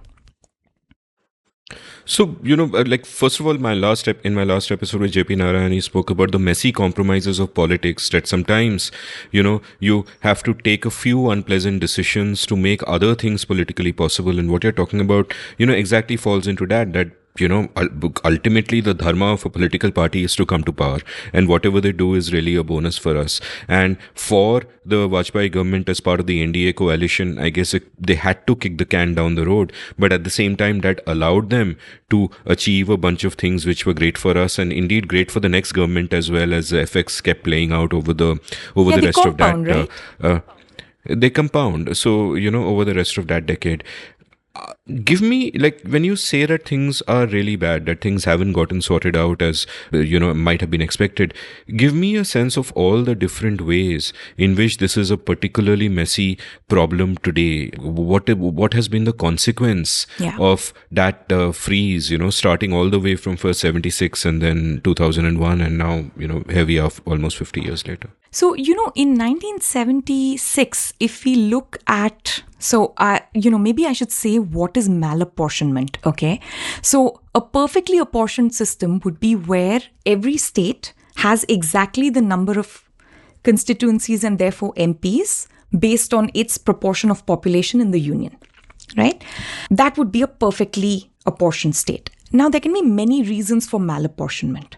So, for instance, between two decennial census, let's say that there are certain regions that grow incredibly fast, right? So we had that moment in, I grew up in Delhi. I saw this happening in Gurgaon.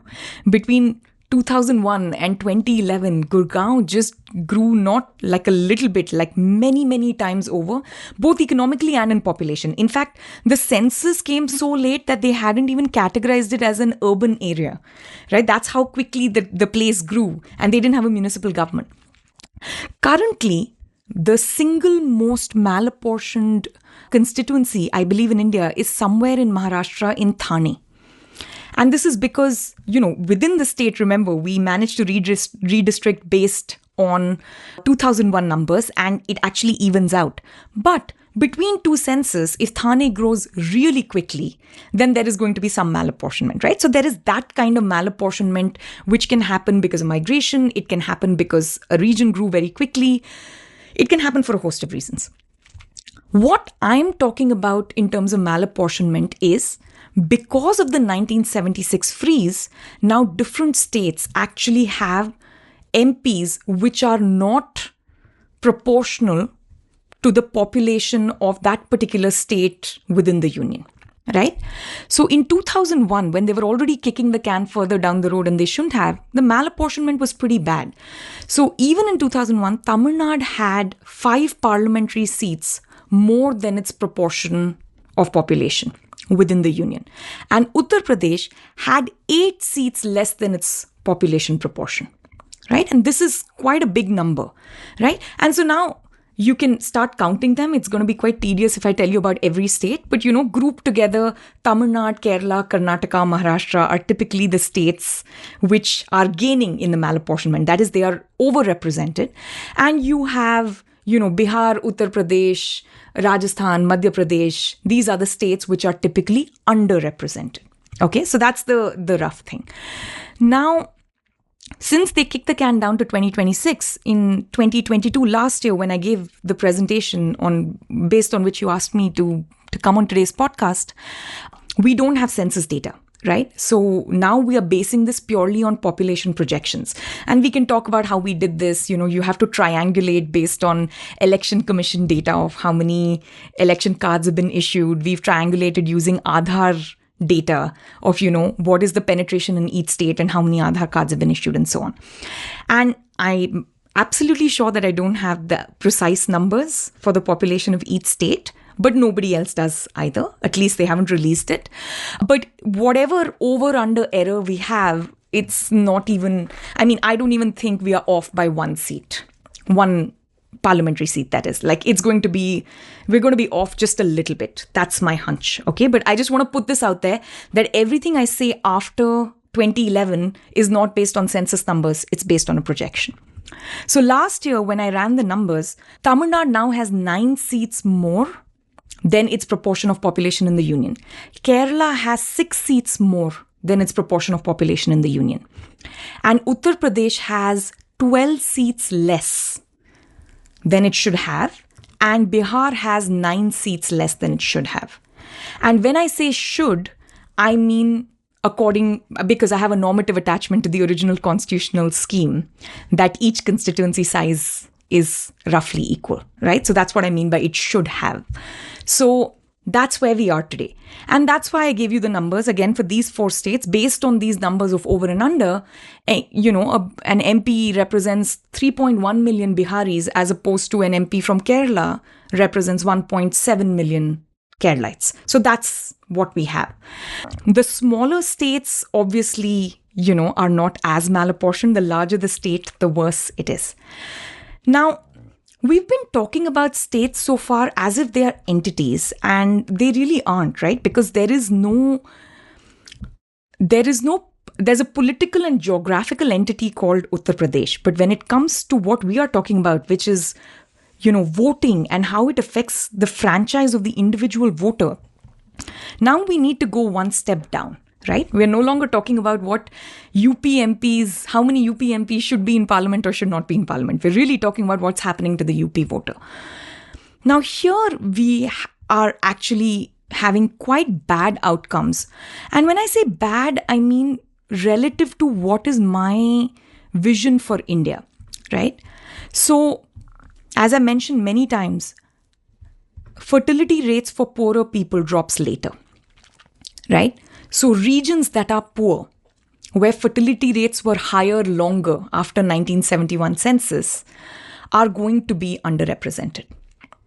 So what we're doing is that we're taking away the franchise from the poorest people, because by definition, it's the poorest people whose fertility rates dropped later. This is very problematic, according to me. Of all the things that are worrying about not having sensible representation, taking away the voice of the poorest people and their franchise is, I think, the worst of it. The other aspect, which is also very disturbing, is that the youth are underrepresented, right? Now, again, just logic, right? The poorer states where fertility rates dropped later are also the younger states because kids were born more recently. 45%, I believe, of Bihar is under the age of 25. That's a huge number. No, actually for Bihar, it's about 48%. For Uttar Pradesh, it's about 45%.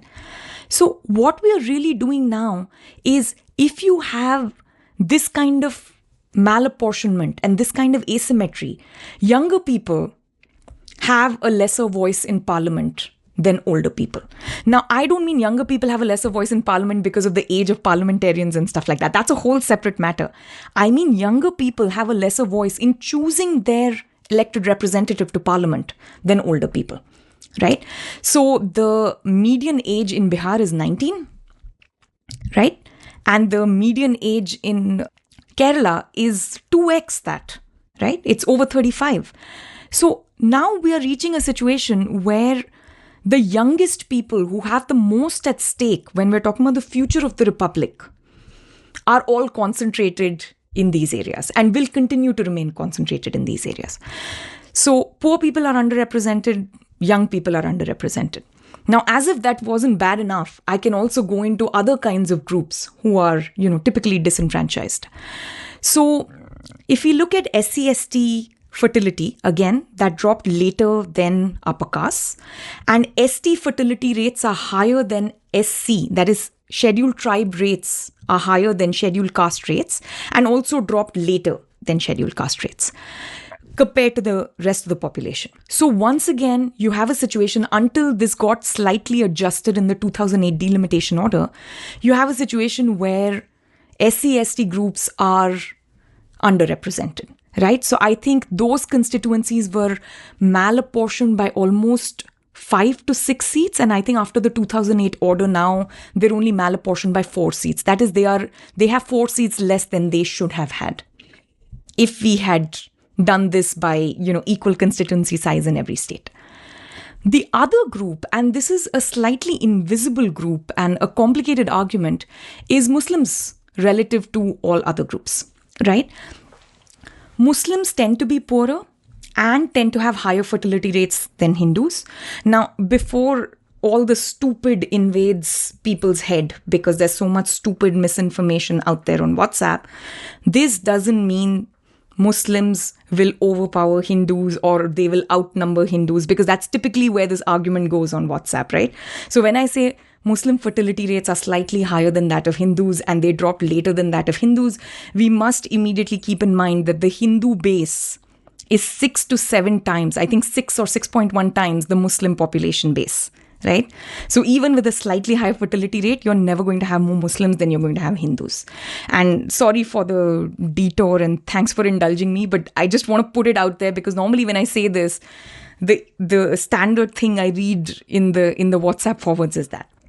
So if the problem... No, and I'd also actually like to double down on this, because I remember a conversation I had 3 or 4 years back where there's this friend of mine who did an MBA and all that, very educated guy now working at a top production house, told me one day after a poker game, so it was actually 6 years ago because that's when I last played, and he said, Amit, do you know Muslims have a this replacement rate of 9 and Hindus are this? And I just laughed at his face and I said, spend 30 seconds thinking about it. First of all, the two rates are pretty close. Yeah. And the only reason the rate for Muslims is slightly higher is Muslims tend to be poorer, and poorer people tend to have more kids. And as it is, if you look at the data, both rates are falling. Yes.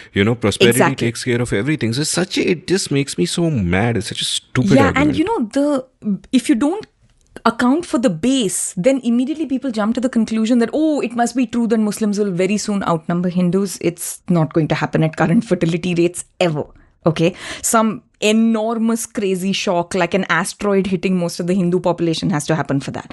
So I just want to leave that aside. Now, hopefully that doesn't happen. Now, why this matters is any group for whom the fertility rate drops is going to be malapportioned. Now, the truth of it is, in Uttar Pradesh, whether you're a Hindu or a Muslim, you are horribly malapportioned, right? But Muslims are more likely to be malapportioned today than Muslims in previous decades, right?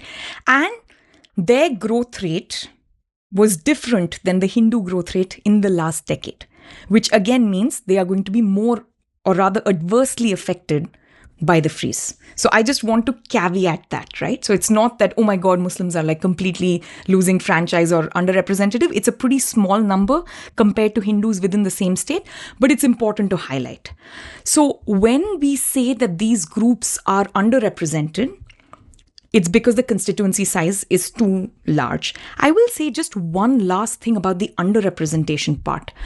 This really starts mattering when we look at the voter turnout. Okay. And unfortunately, I can't show the graph to all the listeners. Maybe I can put it up later.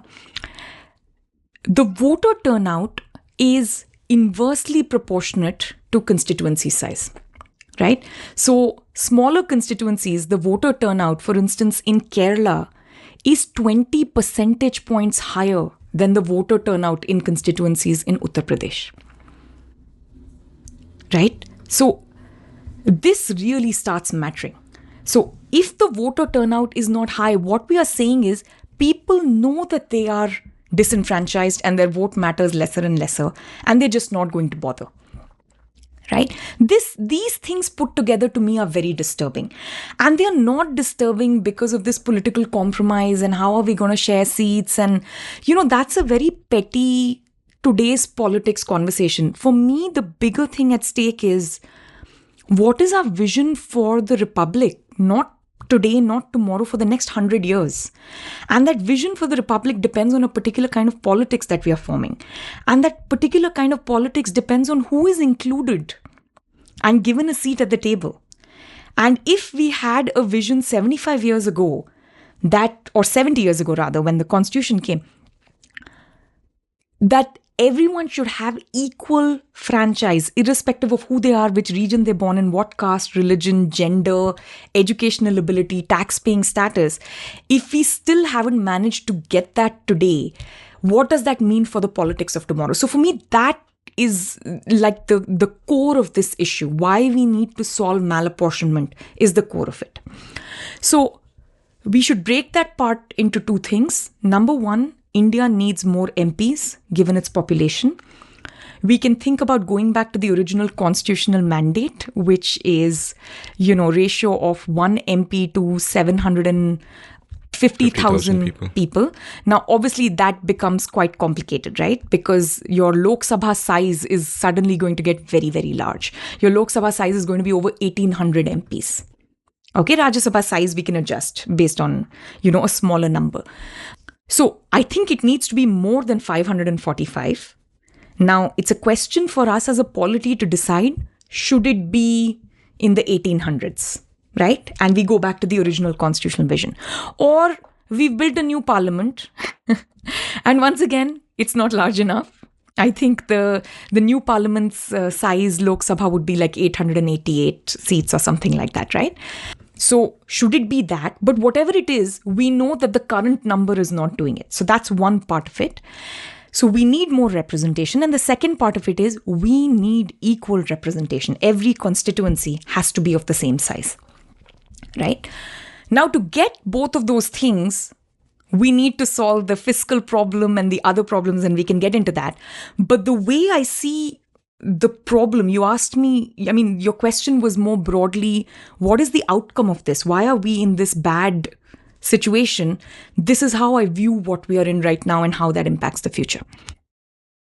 So I want to try and sum up some of what you said, because I think it's really important, and also leave a caveat to one of the things you said, not as much a disagreement, but as a further point of nuance.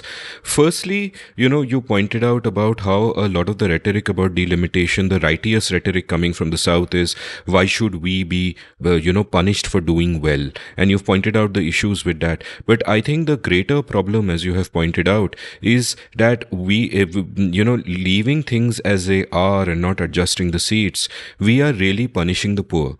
And I think that is a core point. The core point is that poor people tend to have more kids, right? And that leads to all the other three things you mentioned, that therefore the young are disproportionately, their vote doesn't carry as much power as older people, because poor people are having more kids, so there are more young people who are poor or who are in those particular states.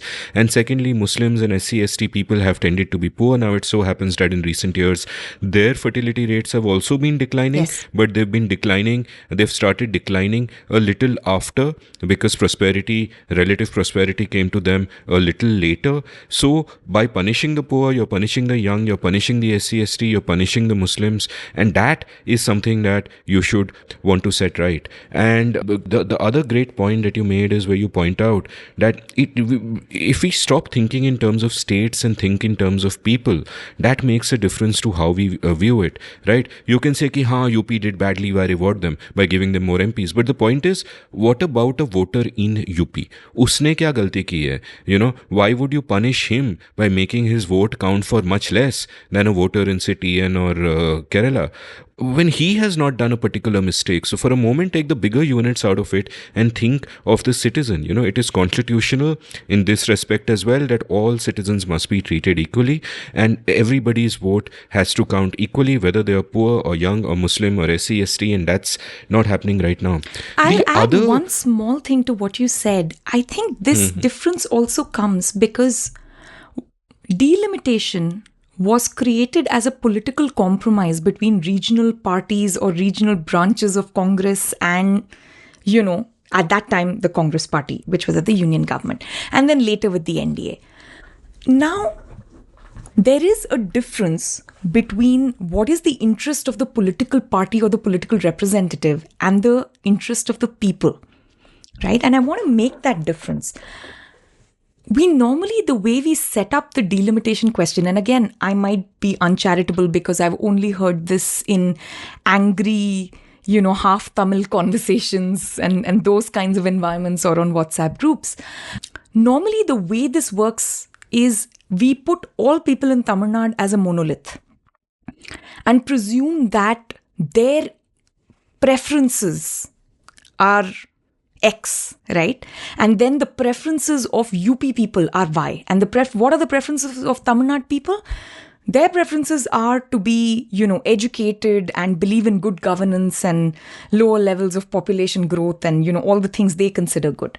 And Uttar Pradesh, their preference must be to be poor and have too many kids and live in awful environments. But that's morally a very complicated argument, first of all, to assume that.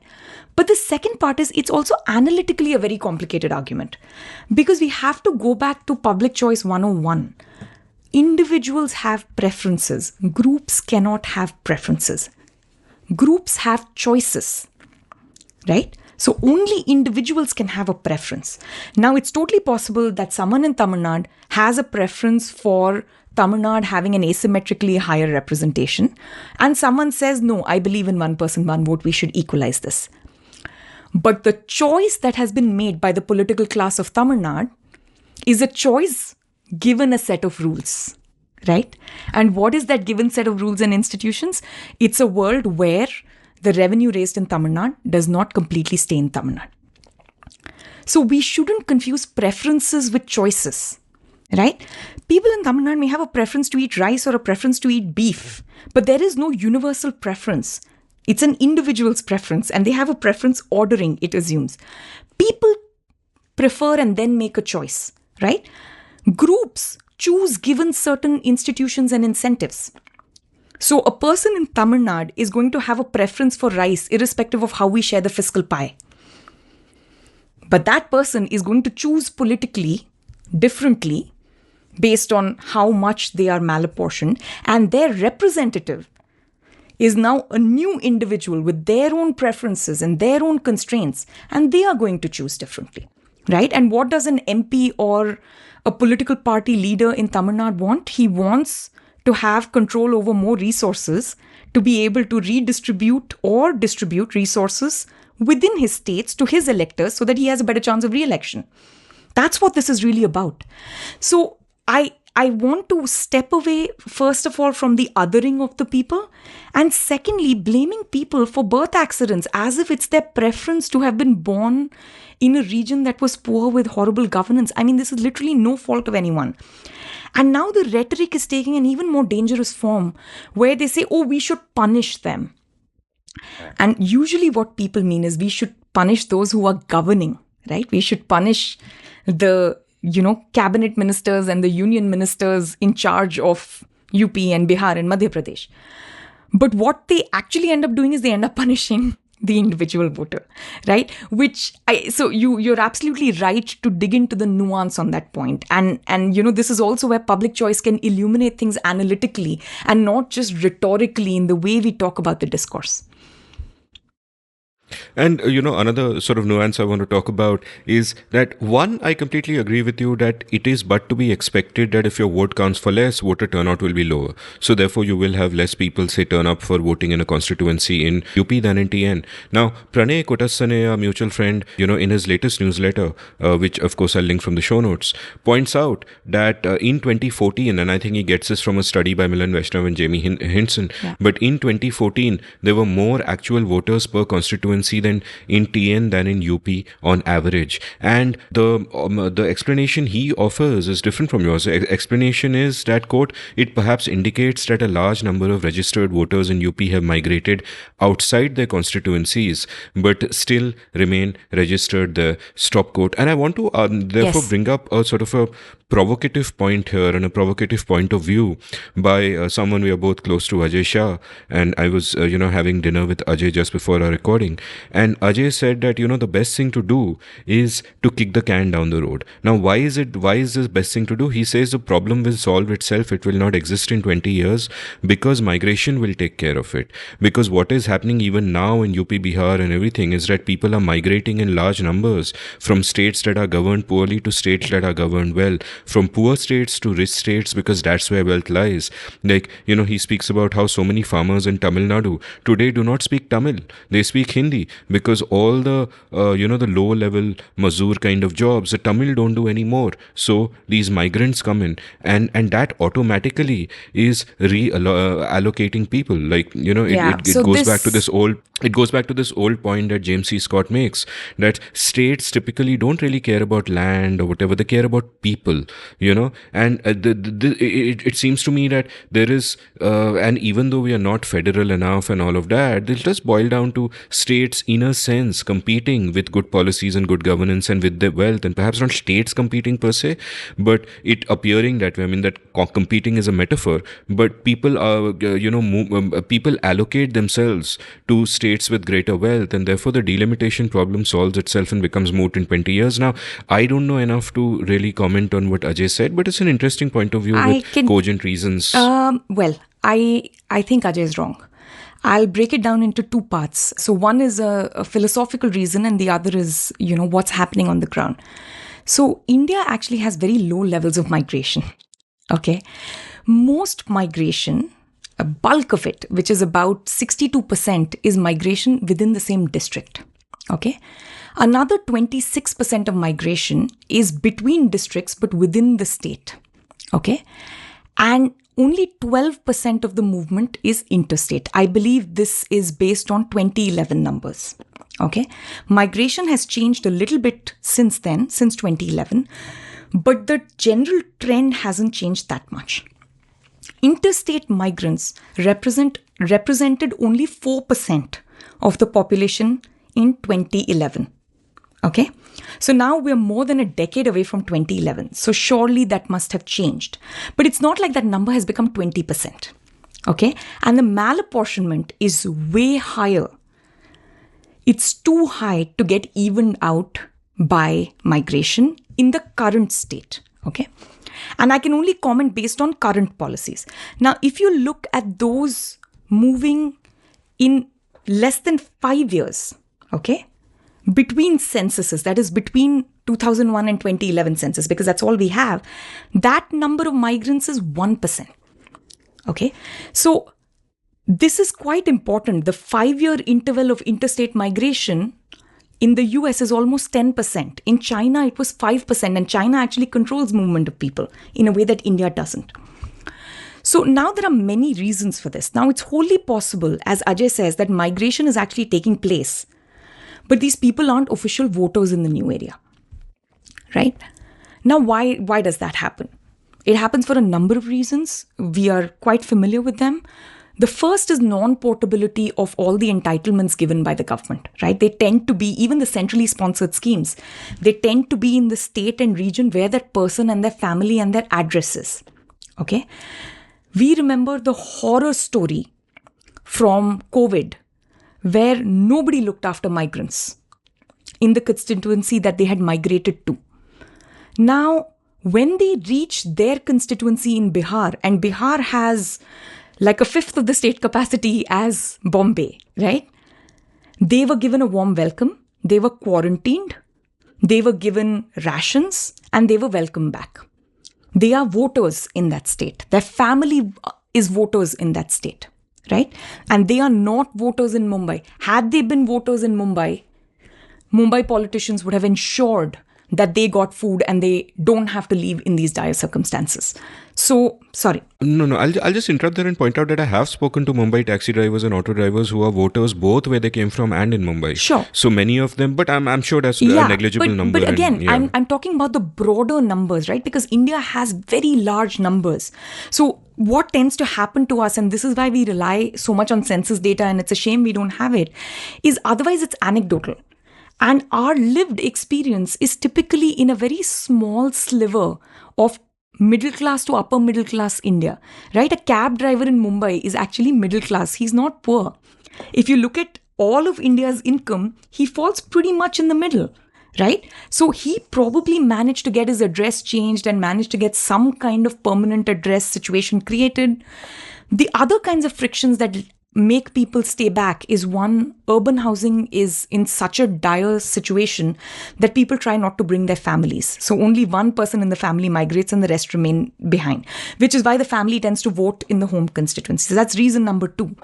And reason number 3 is other frictions like the inability to sell land. If you can't sell your greatest or most valuable asset, and that asset and its value and security depends on the political class where the immobile asset is, you're going to try and make sure that you have some vote or voice in that area. So there are a host of frictions, and I'm sure there are people who are now changing. I'm sure Aadhaar has brought about quite a big change in people's ability to start having more legibility after they migrate, right? People's ability to actually get access to resources without being in a particular location. So it is changing. But where I disagree with Ajay is in terms of numbers, that the problem will solve itself in 20 years. That the numbers, the current trend of migration is nowhere close to solving itself in 20 years. It's going to take way longer. So that's my empirical disagreement with Ajay. My philosophical disagreement with Ajay is, are we seriously thinking about creating a kind of republic where you have to literally move location from where you were born to get franchise? That's a disturbing thought to me. I am a migrant. I come from a family of migrants. No one in my family has actually lived where they were born or where their parents were born or where they were raised. Every generation, going back 4 generations, we've moved. Okay? So I know a thing or two about voting with one's feet and looking for opportunities and things like that. But it assumes an enormous amount of privilege. It is not easy to vote with your feet. It is difficult to move even within your district. It is very difficult to move to another state where you don't know the language. So we might romanticize this idea that, construction sites in Tamil Nadu now, the lingua franca has become Hindi because most of the construction workers are Hindi. And that sounds lovely and quite romantic and very pluralistic and all of those things. But it is an incredibly high bar for someone to have to meet just to get equal franchise because of a birth accident. So philosophically, actually, I have an even more fundamental difference than Ajay.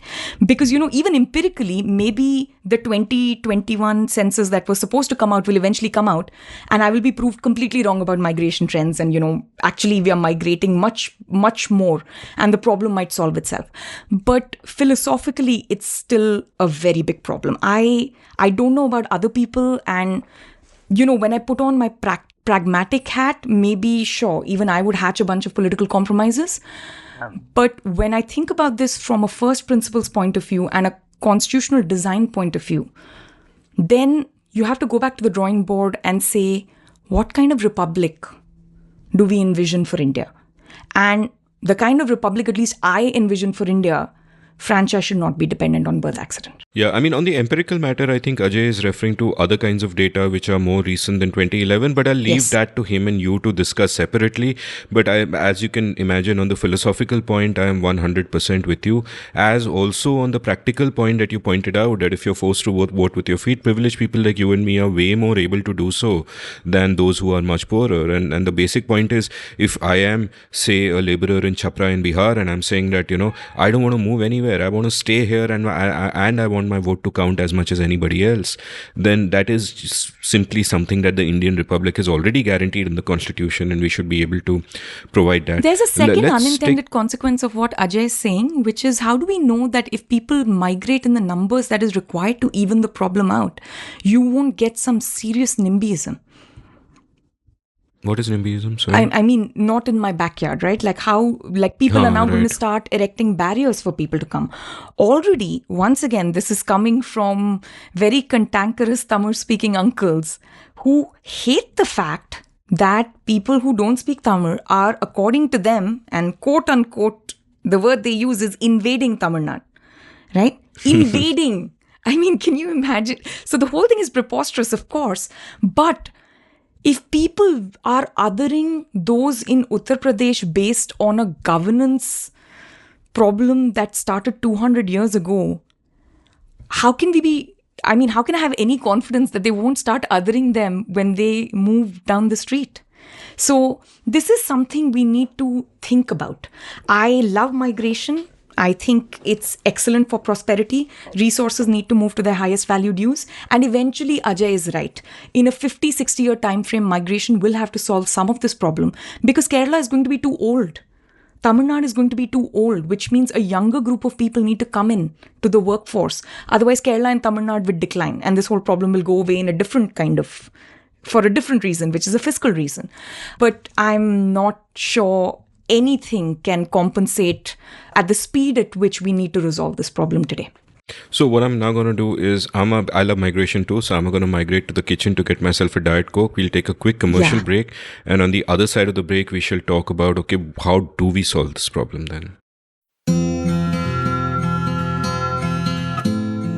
Have you always wanted to be a writer but never quite gotten down to it? Well, I'd love to help you. Since April 2020, I've enjoyed teaching 27 cohorts of my online course, The Art of Clear Writing, and an online community has now sprung up of all my past students. We have workshops, a newsletter to showcase the work of students, and vibrant community interaction. In the course itself, through 4 webinars spread over 4 weekends, I share all I know about the craft and practice of clear writing. There are many exercises, much interaction, and a lovely and lively community at the end of it. The course costs rupees 10,000 plus GST, or about $150. If you're interested, head on over to register at indiauncut.com/clearwriting. That's indiauncut.com/clearwriting. Being a good writer doesn't require God-given talent, just the willingness to work hard and a clear idea of what you need to do to refine your skills. I can help you.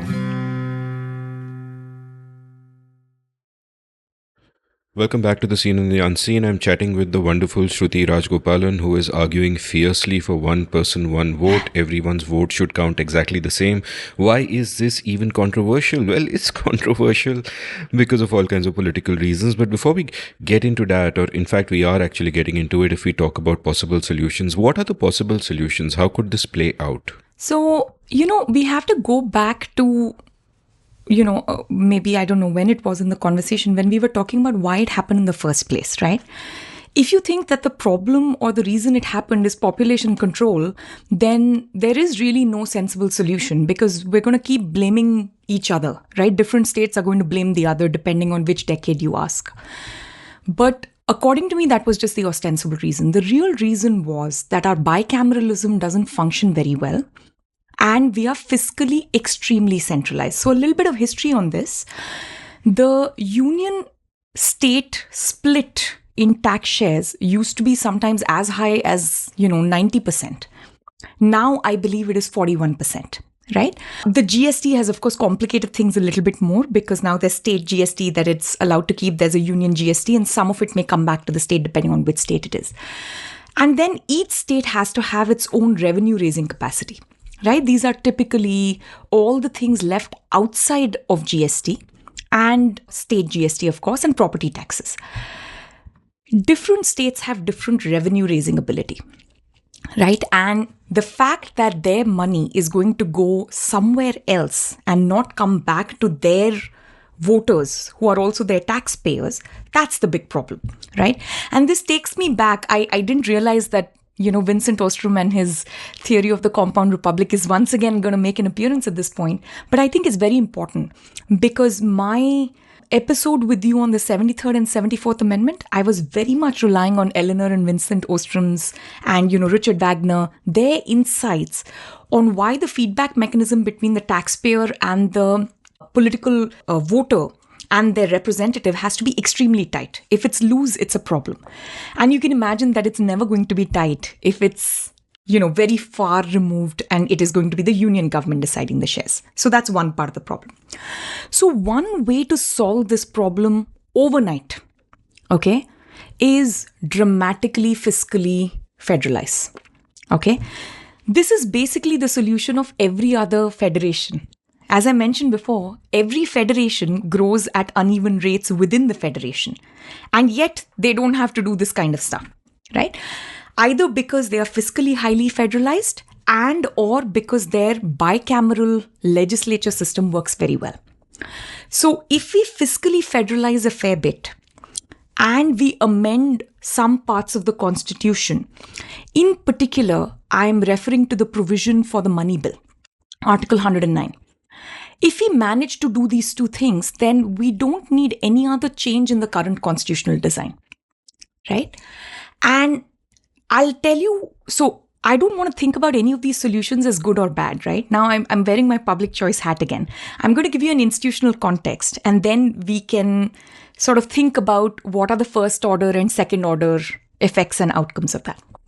So if we dramatically fiscally federalize, and we adjust some aspects of our bicameralism, India will have no malapportionment. In fact, India will even have lesser malapportionment than countries like the United States because in our upper house, we're not going to have the Wyoming-California problem, right? Both are perfectly apportioned by population. You keep your resources, everything is fine.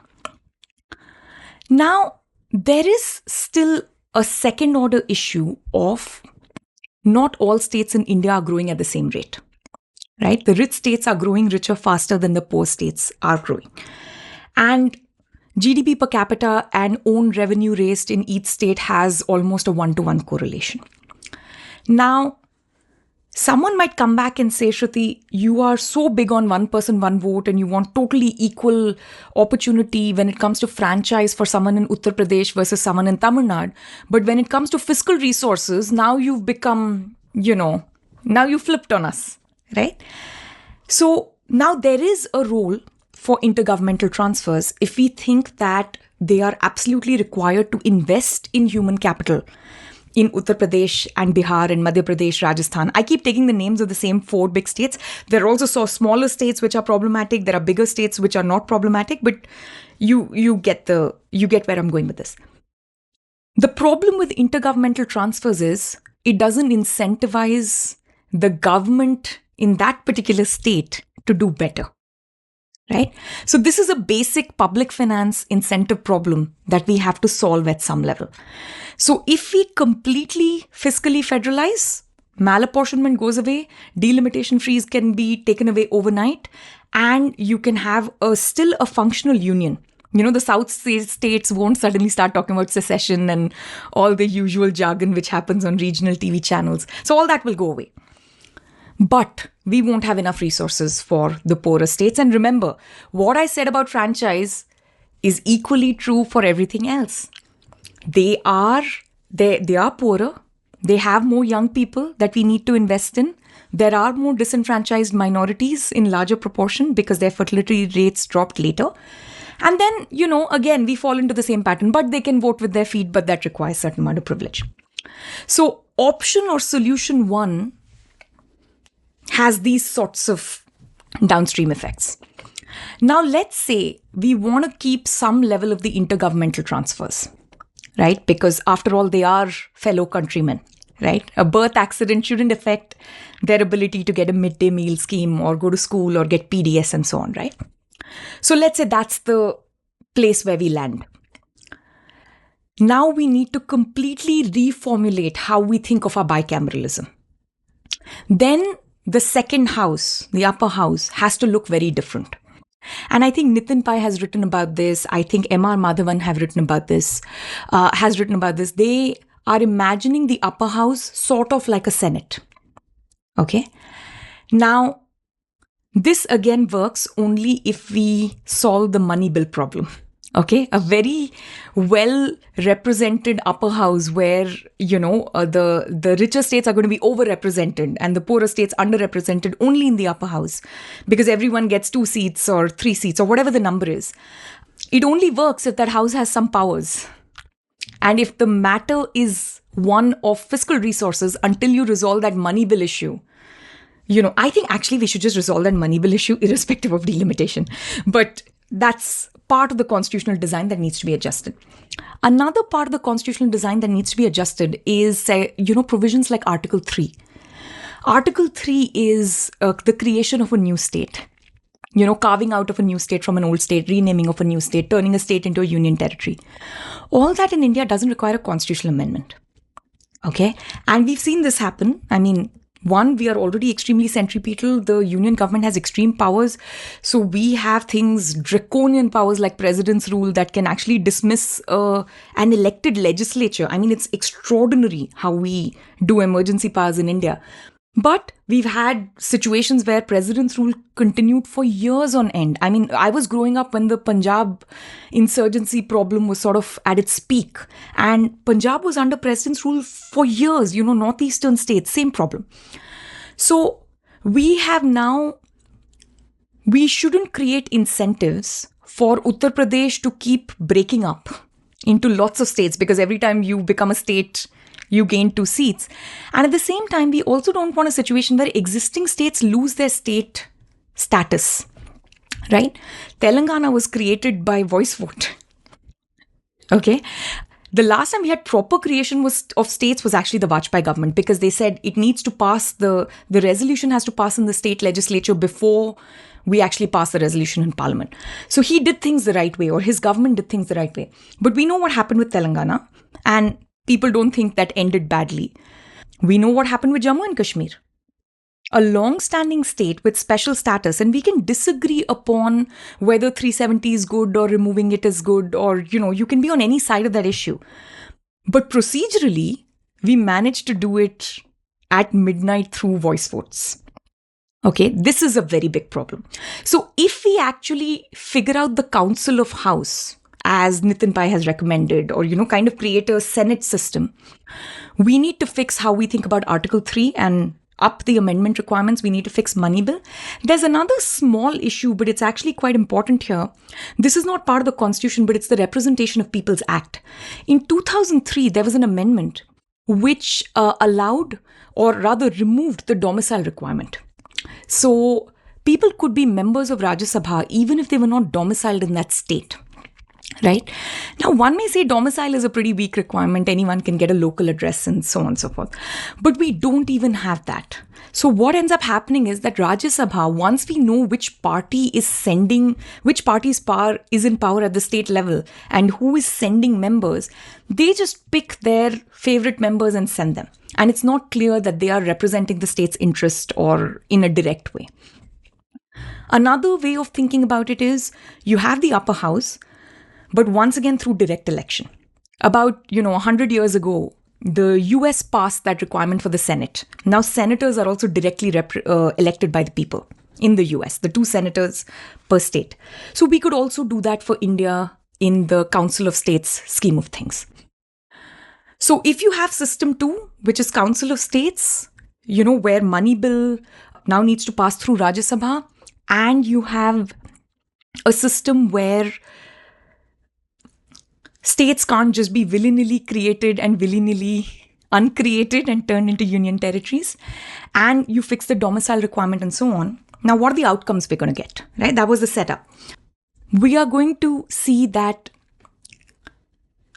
states like Tamil Nadu are going to have much more voice relative to states like Uttar Pradesh. Right? And if money bills need to pass in both houses of parliament, then we can say you can have some level of intergovernmental transfers. Now, before the Tamilians and the Keralites get too happy about this, we must also remember that people in Tripura and Nagaland are also going to get the same 2 seats. And are we comfortable with that as a union? Right?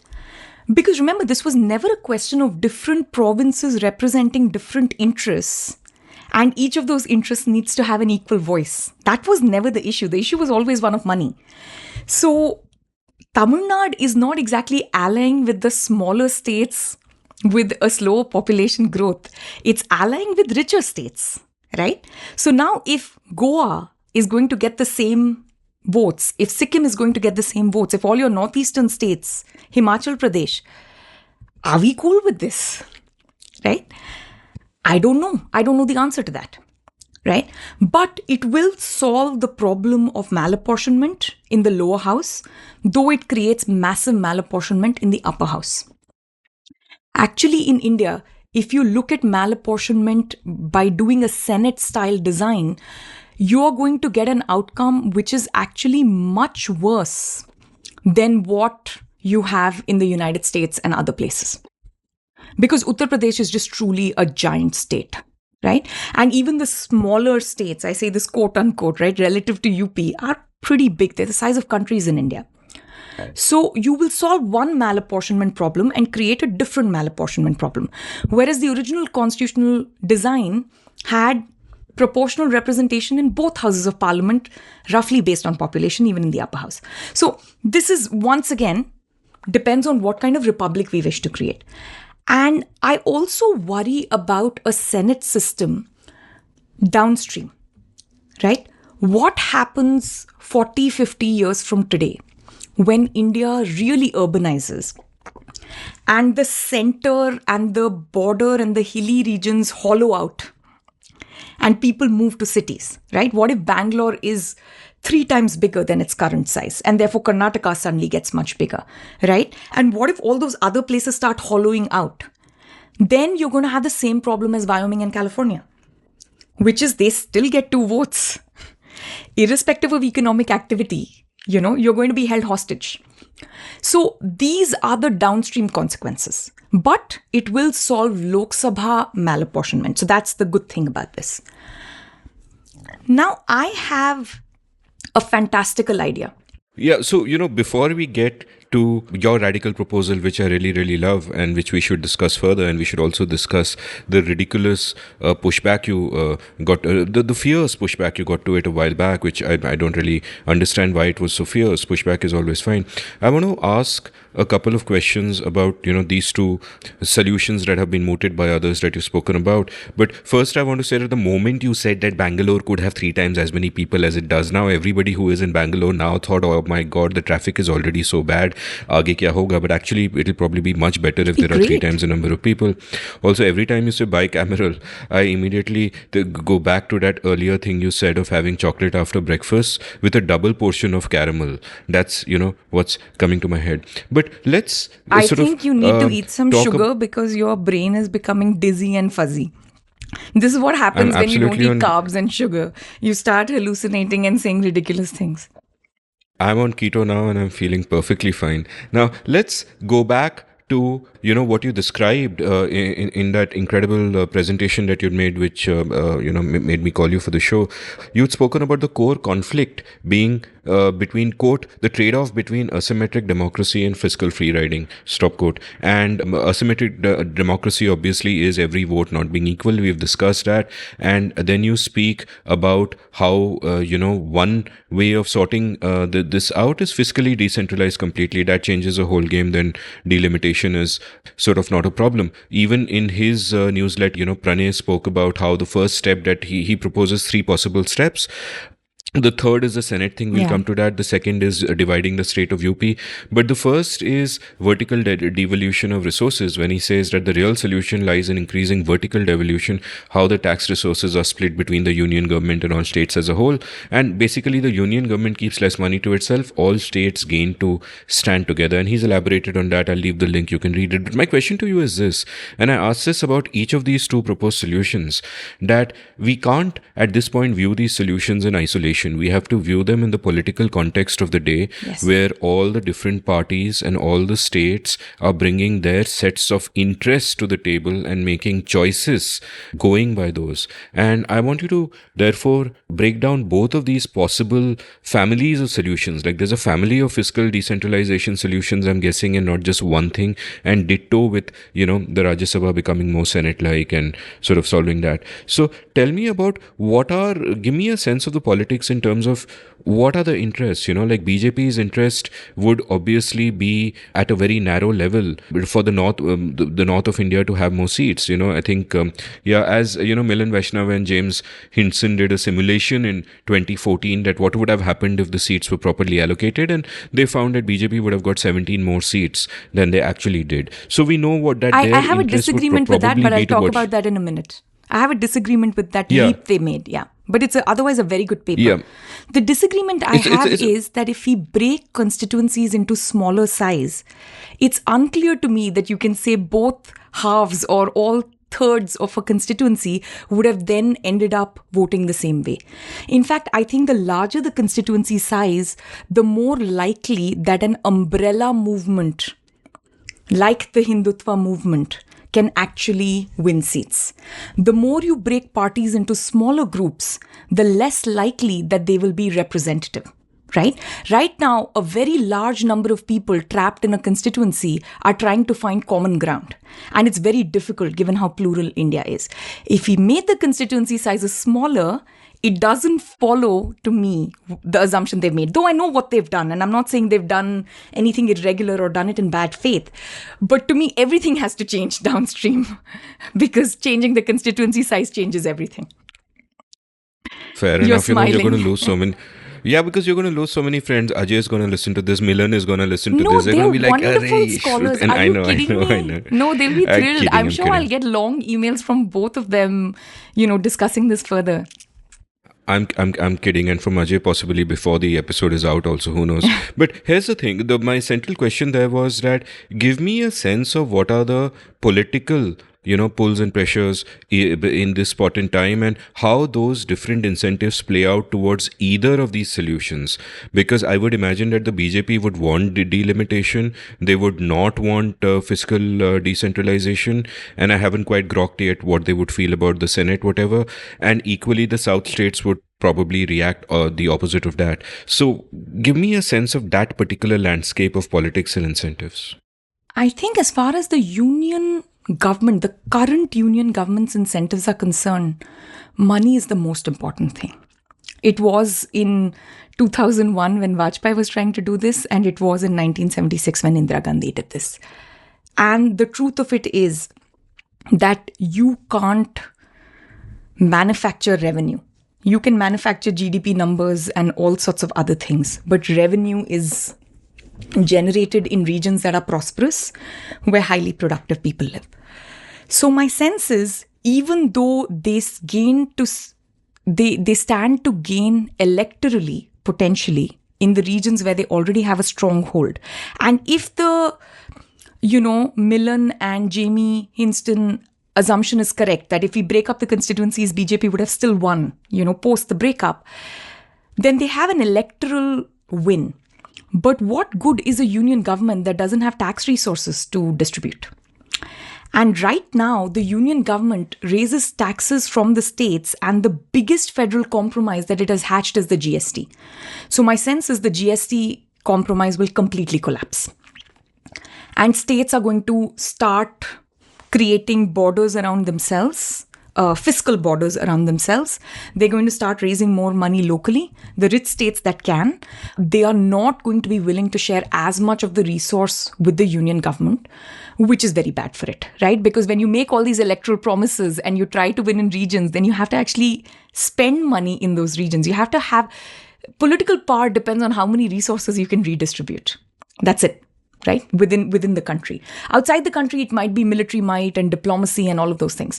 The resources are controlled by these guys. So even though BJP may not be able to win many seats in Tamil Nadu, and they don't get a hero's welcome there, and so on, and they are absolutely the bee's knees in Uttar Pradesh today, right? Even though all of that is true, I think the compromise they will hatch is the one that gets the union government more money. And I think that solution is the second one. Right? Compromise things in the upper house, create a slightly different kind of bicameralism. I think what they'll do is they'll have states of 2 or 3 different categories. They'll have union territories. Then they'll have small states, like Goa and Sikkim and Tripura and so on. And then they'll have large states. And small states will probably get, 1 seat, and large states will get 3, or, they'll do something. But and then they will also break up UP so that they have some representation. That's my hunch. Okay. If they are thinking about the next 20 years, honestly, they should do the first solution. Because the only way a state will gain revenue raising capacity eventually is learning by doing. If you give soft budget constraints to state governments, and basically they can free ride on macro and monetary policy set by the RBI, and they face no personal strong budget constraint. And for all the really important things, which is, education and health, you have centrally sponsored schemes. So now what's the only thing they're not doing? Law and order and garbage and agricultural subsidies. That's what really your state government is about. So the only way out of the solution, if BJP is a sensible thinking party, very long term, they should pick the first solution. They should fiscally federalize dramatically. And when UP is starved of resources, suddenly they'll get their act together. Right? When MP is starved of resources, suddenly they'll get their act together. But if they are starved of resources, when I say they will get their act together, I mean elected representatives. And if they are coming from the BJP or BJP-esque stronghold, they're going to have a rough 15 years without resources to redistribute. So this is how I see the compromise playing out. I will caveat this, though, census happens every 10 years, right? The delimitation problem we're talking about is 50 years ago, almost. Or at least the numbers are frozen to more than 50 years ago. I am old enough to have had a time in my lifetime when BJP had 2 seats in the Lok Sabha. Let that sink in. I don't think young people today know this. In 1984, BJP had 2 seats in the Lok Sabha. They dramatically increased it in the 1989 election. And then, of course, post Rath Yatra, BJP was on the up and up. But they had 2 seats in parliament in my lifetime. Not the lifetime of the Republic. I was just over 10 years old at the time. And, when we first met and you were an enthusiastic teenager, I just suddenly remembered, refer to you as someone who was gurgling all the time. So I imagine in 1984, you would have been literally gurgling. Yes. But yeah, I was that's a born great that point. year. But in my lifetime still, right? So when I talk about the next 40 years, I know we are obsessed with the current politics and not even what happened yesterday, like what happened in the last hour and what's blowing up on Twitter. But this is not about the BJP. This is not about you and me being left-wing or right-wing, wanting to side with the BJP or some other party to get a larger share of resources for UP. This is simply not about that. This is much bigger than that. I honestly don't know if the BJP will be around 40 years from today. Did you ever imagine? I never imagined that the Indian National Congress will have, I don't know how many do they have in Lok Sabha? 40 seats? 44? Some embarrassing number. And I want to butt in here and make a point that JP Narayan in an earlier episode with me, not the latest one, but episode 149, made a great point about how he was once close to the powers that be and equally respected by all parties. So circa 2004 or so, he'd managed to convince pretty much everybody, almost everybody, that let's have proportional representation. And then in the end, Sonia Gandhi said, hey, the communists don't want it and they're allying with us. And then Sonia Gandhi obviously must have thought of the Congress's own interest. And then the Congress was in power at that time. This was after the 2004 elections. Yeah. And her assumption must have been that, hey, we are in power. Why should we give away seats? We'll be the immediate losers. Yeah. And had she agreed to it then, the BJP would be much weaker today and the Congress would be much stronger with proportional representation. It's difficult to say. That leap again, yeah. I'm sorry, just indulge me on my nitpickiness on this, but that leap is again difficult to say. No, but the vote shares of 20%, 34% would have been pretty similar to where they are. The Congress at least would not be 40 seats. That's practically impossible. They would have been more than 100 I seats. don't know, but I think what will end up happening if the constituency sizes are smaller and more sensible is more regional parties will start having a pulse on what's going on and will speak to the local people. So yes, there No, no, will but be Congress. JP was talking about proportional No, representation, I know. not smaller No, I know. constituencies. Okay, fair. That's fair. But so if we do both, if we do proportional representation and actually have sensible sized, constituencies, then that's true. You're right. Yeah, but I mean, I was just giving that as an example Yes. of how parties can change. And I think even Nehru at one point, I forget in I think during the First Amendment, when he was trying to get the odious First Amendment through, which, stifled free speech so much in India, Nehru was warned by someone that, hey, your party won't always be in Yes. power, chill out a Shama little Prasad bit. Mukherjee. And yeah, Shama Prasad Mukherjee, and if you look at their arguments, it's which are reproduced in Tripurdaman Singh's book, Nehru's Debates. And it's very clear that it's Shama Prasad Mukherjee who comes across as a great liberal, and Nehru as, greatly illiberal in that particular context, great man as he was otherwise. And Nehru had the arrogance, we will rule forever. Sonia Gandhi had the arrogance, we will rule forever. No doubt today Modi has the arrogance, he will rule forever. But And things I change think so it's fast. fair for people who are in active politics to think on electoral horizons. I think it is not sensible for scholars and those who are thinking about the question analytically to think in such a short-sighted way. So that, I think you and I definitely agree on that. Even if we disagree on what would have been the consequence for one party versus another party, can we say anything? Can we not say anything?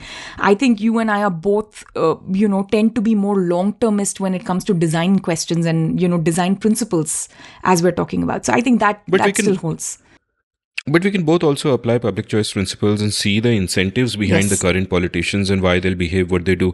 I mean, with people like Vajpayee and even Nehru before him, perhaps, or even Narasimha Rao, you can think that, okay, in certain issues, they could have taken the longer view and gone beyond the immediate interest of their party. But with the current lot, I really don't know. I mean, but anyway, I mean, I asked you to outline the I think incentives the and you kind of immediate did. interest for every party at the union government is to propel economic growth because that is the only way to get more resources to, I'm holding my nose when I say this, to politically redistribute, right? Not because I think that's a good thing, but that's presumably what politicians want.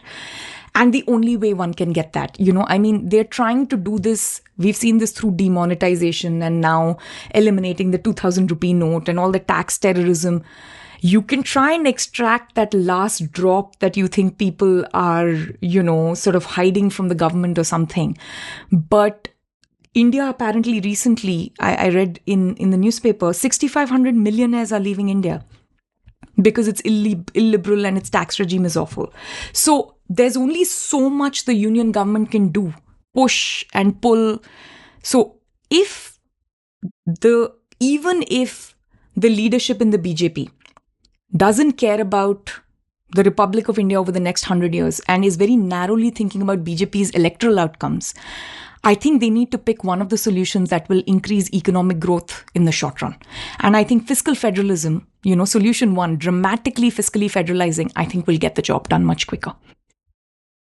Marvelous, but let us, in any case, regardless of incentives, discard these two solutions completely and Not go to your own these radical. are all on the table. Honestly, I'm kidding. Yeah, I don't even think of my solution as a solution. I think of it as a design question.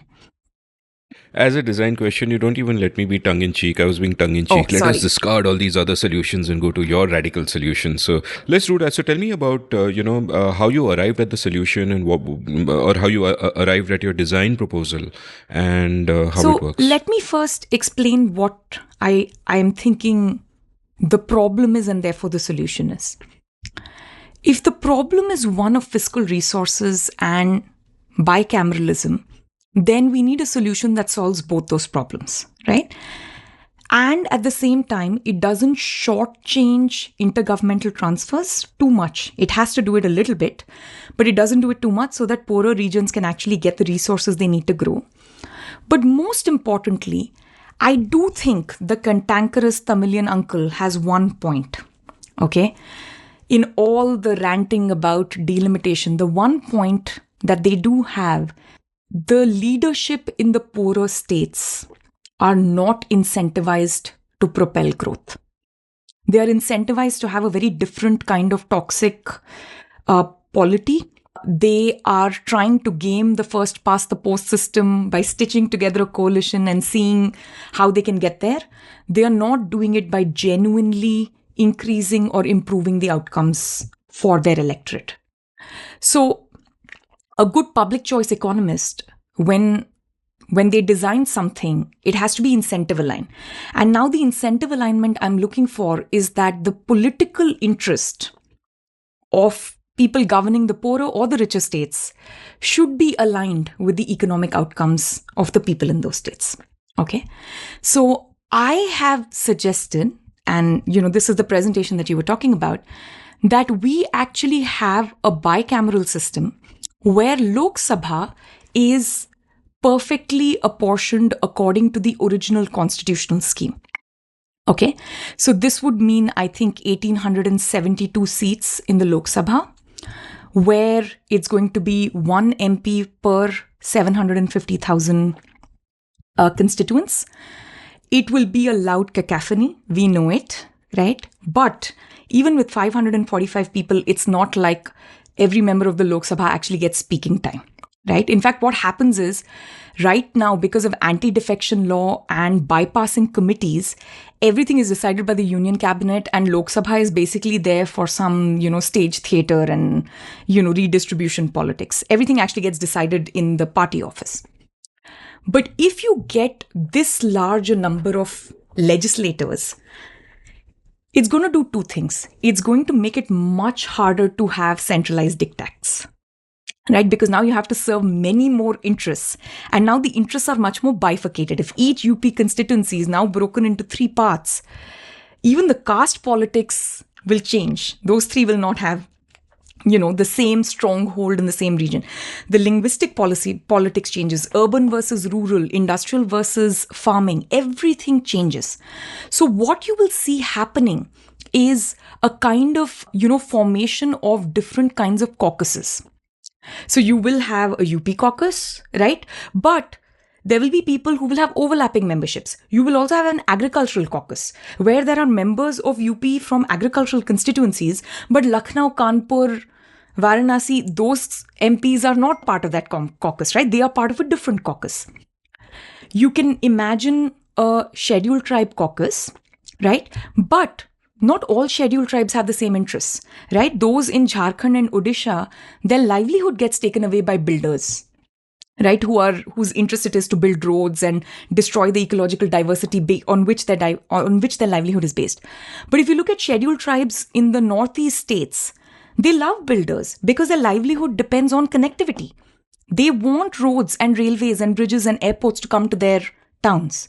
So the way we currently paint all scheduled castes with the same brush, all scheduled tribes, so this kind of different overlapping groups of caucuses in parliament will actually make it a real parliament venue where you will have true, aggregation and adjudication of preferences and true negotiation, right? Now, it's going to be very difficult to have centralized diktats like demonetization. So that's just one of the good things. It's also going to be difficult to pass reforms. The good reforms. It's going to be very difficult, right? Because now you need to buy out and negotiate a lot more interests. So I don't know if you read Irfan Nuruddin's book on how coalition governments actually have lower growth volatility because it's difficult to do new things, but it's also difficult to undo what previous governments have done. And honestly, if you talk to Ram Guha, he's talked about how coalition governments actually are freedom preserving and enhancing and actually have better governance. And this is because consensus is already made before arriving at the table for decision making. Whereas if you're single party rule, you don't need to do that, which is why we are so centralized. And if your guy has the centralized rule, you love it. But if the guy you don't like is the one with the centralized rule, now you're suddenly getting very nervous. You're like, oh, India is authoritarian and, India is illiberal and so on. One way to directly cut at that is having a very large Lok Sabha with true aggregation of preferences. But once again, since we're talking about constitutional design principles, you have to get rid of 52nd Amendment and anti-defection law. All that garbage has to go out, right? And then we'll get something that truly mimics a parliamentary system where the union cabinet is quite small, right? So if you think about it today, Parliament has 545 members. You have 300 odd members who are forming or supporting the government. You have 55, 60 cabinet members. 1 in 6 chance of being in cabinet, who is going to hold anyone accountable, right? But if you have 60 cabinet members and 1800 legislators, now you have a much more realistic separation of powers, right? So that's the Lok Sabha piece, but that's not my radical idea. That's just my defense of sticking to the original constitution. My radical idea is redesigning Rajya Sabha into what I call Revenue Sabha. Okay? So what I want to do is neither have Rajya Sabha representation by population proportion, nor have a fixed Senate or Council of States kind of Rajya Sabha representation, which is, 2 per state or 3 for big states, 1 for small state, something like that. What I want to do is, based on your population proportion, let's say there's a baseline of Rajya Sabha seats every state gets allotted. Okay, this is completely based on population. If your own state's revenue per capita, that these are the revenue resources raised within the state, okay? Not union government taxes, not union share of GST, and I'm not including any of the, corporate taxes and dividends, because otherwise people will, Maharashtra obviously looks much better. This is own state revenue, and I can walk you through what all is part of own state revenue.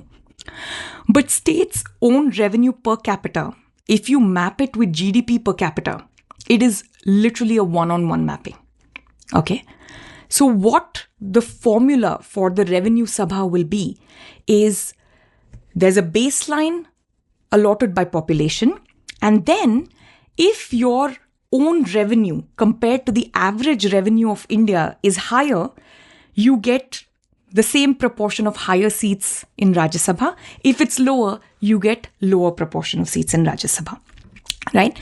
So if you want like a sort of formula for the sake of making this formulaic, it would read as follows. So seats in Rajya Sabha would equal own revenue per capita divided by national average of own revenue per capita times the seats based on population proportion. Right?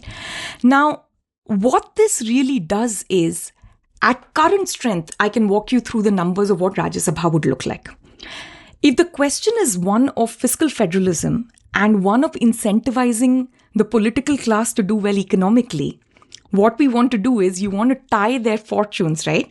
So if your political power and representation in Rajya Sabha is going to be directly tied to how well your region is doing economically, now you're going to start pursuing very different policies than the kind of redistribution, subsidy-based, poverty and anti-growth-based policies that you were pursuing. But before that, let me just quickly walk you through some, like these are rudimentary numbers. If you look at the own tax revenue per capita for Uttar Pradesh, it's about 5,000 rupees. Okay, roughly. If you look at it for Bihar, it's about 2,300 rupees. If you look at it for Maharashtra, that is 15,000 rupees. Tamil Nadu is 13,000. Right? Kerala is 14,000. Andhra Pradesh is 10,000. Telangana is 16,000. So Telangana is 7 to 8 times own state per capita relative to Bihar. Right? Maharashtra is 3 times own state per capita relative to UP. And these are all per capita figures. So now the population gets adjusted in this. So now the way this will work is you have the average own state per capita for all the states, right? And you have own state per capita numbers. When you divide that, you will get a ratio, right? So if you're a state who is actually doing better than the average, in other words, you are a revenue contributing state to the union, it should be over 1. And if you are on the receiving side of intergovernmental transfers, then the ratio will be below 1. Right? So the ratio for Andhra Pradesh, for instance, is 1.23. So the way we would calculate Andhra Pradesh's Rajya Sabha seats or revenue Sabha seats is the population proportion would be 9 seats times 1.23, 11 seats. Okay. Now let's do it for something going in the other direction. The same own state revenue over national average for that ratio for Bihar is 0.27. Okay, that's pretty low, which means Bihar, based on population, gets 21 seats in Rajya Sabha, but based on this formula, gets only 5 seats in Rajya Sabha. Right? 6 seats, right?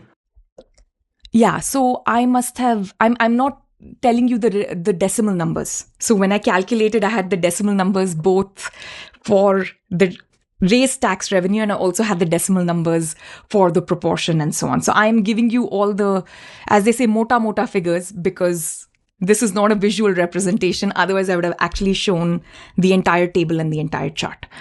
So now when you think about this, suddenly your upper house is going to start looking quite different, right?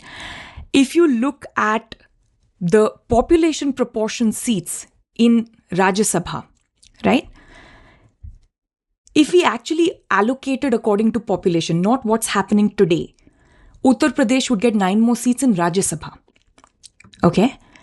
Whereas in Revenue Sabha, Uttar Pradesh would lose 17 seats at current revenue raising capacity. Now, what I like about this formula is that it allows for the union to change. Right? Tomorrow, if Uttar Pradesh genuinely starts doing better and starts growing economically, it also has the young people, it has the future workforce of India, then Uttar Pradesh won't get stuck with the 2 people in the Senate kind of system. Right? This allows for room to grow. Tomorrow, if Kerala starts declining because it's aging out and young people coming from UP and Bihar can't find work in Kerala, right? Just assuming, because we don't know what it's going to look like 50 years from now, then Kerala's seats would go down. It won't stay at the above 1 proportion that it is right now. So it's really a shame because this is such a visual description. I can literally show the pie chart of what Rajya Sabha and Revenue Sabha look like based on population versus not. I can read out more of the table and compare each state, but it's going to sound quite tedious. But that's the general idea. Now, again, money bills has to be adjusted. Once again, we shouldn't be allowed, to tinker too much with the federal system, right? This is assuming that a lot of the current economic growth engines, federal systems, all the other things are roughly the same, right? But this allows for a dramatic amount of fiscal decentralization or intergovernmental transfers, whichever, right? So if the political class of certain parties believe that their political strength is more important in, Revenue Sabha and they're okay trading off some of the resources through intergovernmental transfers to help other states, fair enough. Right? But this allows for that kind of negotiation. And to me, the most important thing is if we make Rajya Sabha membership extremely important politically by making other amendments like to money bills and other constitutional amendments, then it aligns, the incentive to grow economically with the incentive to get power politically. I think that to me is the most important thing. So whatever ratios I have given you, you can, make them one-on-one for a Rajya Sabha that has 238 seats, for a Rajya Sabha with 380 seats, or any size Rajya Sabha, depending on the new parliament size or going back to the constitutional amount or, whichever way you want to reflect it. But the point is, it will be proportional, right? Bihar's population proportional Rajya Sabha versus Revenue Sabha will go from 21 to 6, whereas Karnataka will go from 11 to 18. Right? Kerala will go from 6 to 10. Madhya Pradesh will go from 14 to 10. So this kind of negotiation will happen, but every 5 years, as states converge or diverge, it will change. So you will have a Rajya Sabha constantly in flux, which is also not a bad thing, right? This is my radical idea. The reason I put down this radical idea on the table is twofold. I don't expect anyone's actually going to do this, right? Because this requires a level of agreement and a level of acknowledgement that we need to change in this direction, and there is always a bias towards the status quo and kicking the can down the future and hoping that the union won't break and so on. So there's a very big status quo bias, and this is too much of a departure from what we have right now. So that's part one of it. But the reason I want to put it on the table is this is to acknowledge that the problem is a fiscal problem. It is one of diverging growth rates. This is not some obscure population and demographic problem as we've been selling, in some nicely packaged development by population control agenda. This is genuinely about people. So now we have to actually very legitimately count people, and we have to very legitimately count per capita growth. And GDP numbers can be manufactured and all sorts of things can be manufactured, but it's very difficult to manufacture, own state revenue. I have two more caveats to add to this entire formulation. One reason, despite being a libertarian, people always are amazed. Actually, I got criticism from all sides when I gave this talk, but the libertarian criticism was, you really want to do this based on revenue? Won't states have a huge incentive to start, tax terrorism and things like that? There are a few checks against it. So the standard check, of course, is just the Laffer curve, right? If you raise rates too much, you're actually going to end up collecting less revenue because of the nature of the Laffer curve. The second is people can leave. India does have free movement, right? And if the tax pressure is too much, then you will leave. In fact, people in India are leaving the country. Again, it assumes a certain amount of privilege. But if you're talking about tax terrorism on the poor, then they are even more likely to leave than on the rich, right? Now, suddenly privilege will matter less. The third is there are very strong democratic pressures against taxing, which is also why most of these governments that rely on intergovernmental transfers right now actually don't tax their local populations at all, right? So we don't have tax on agricultural income. We have no state income taxes. So many of those things that the states could do, they don't do because of the democratic pressure. And the fourth is the poorer states can't engage in tax terrorism just to increase their revenue, to get seats in Rajya Sabha, because they don't have the state capacity to do it. Right? All the activity will go underground or into the informal sector. So there are some natural checks against, taxing too much. So actually taxes will be generated, own taxes will be generated only when there is genuine economic growth. So, that's one kind of caveat. The second kind of caveat, which I'm happy to get into, is exactly what is part of own state tax revenue. So there are things that it includes and there are things it doesn't include. And it includes things like state excise taxes, state sales taxes, tax on vehicles or entertainment, state GST, land, property taxes, imposed by the state.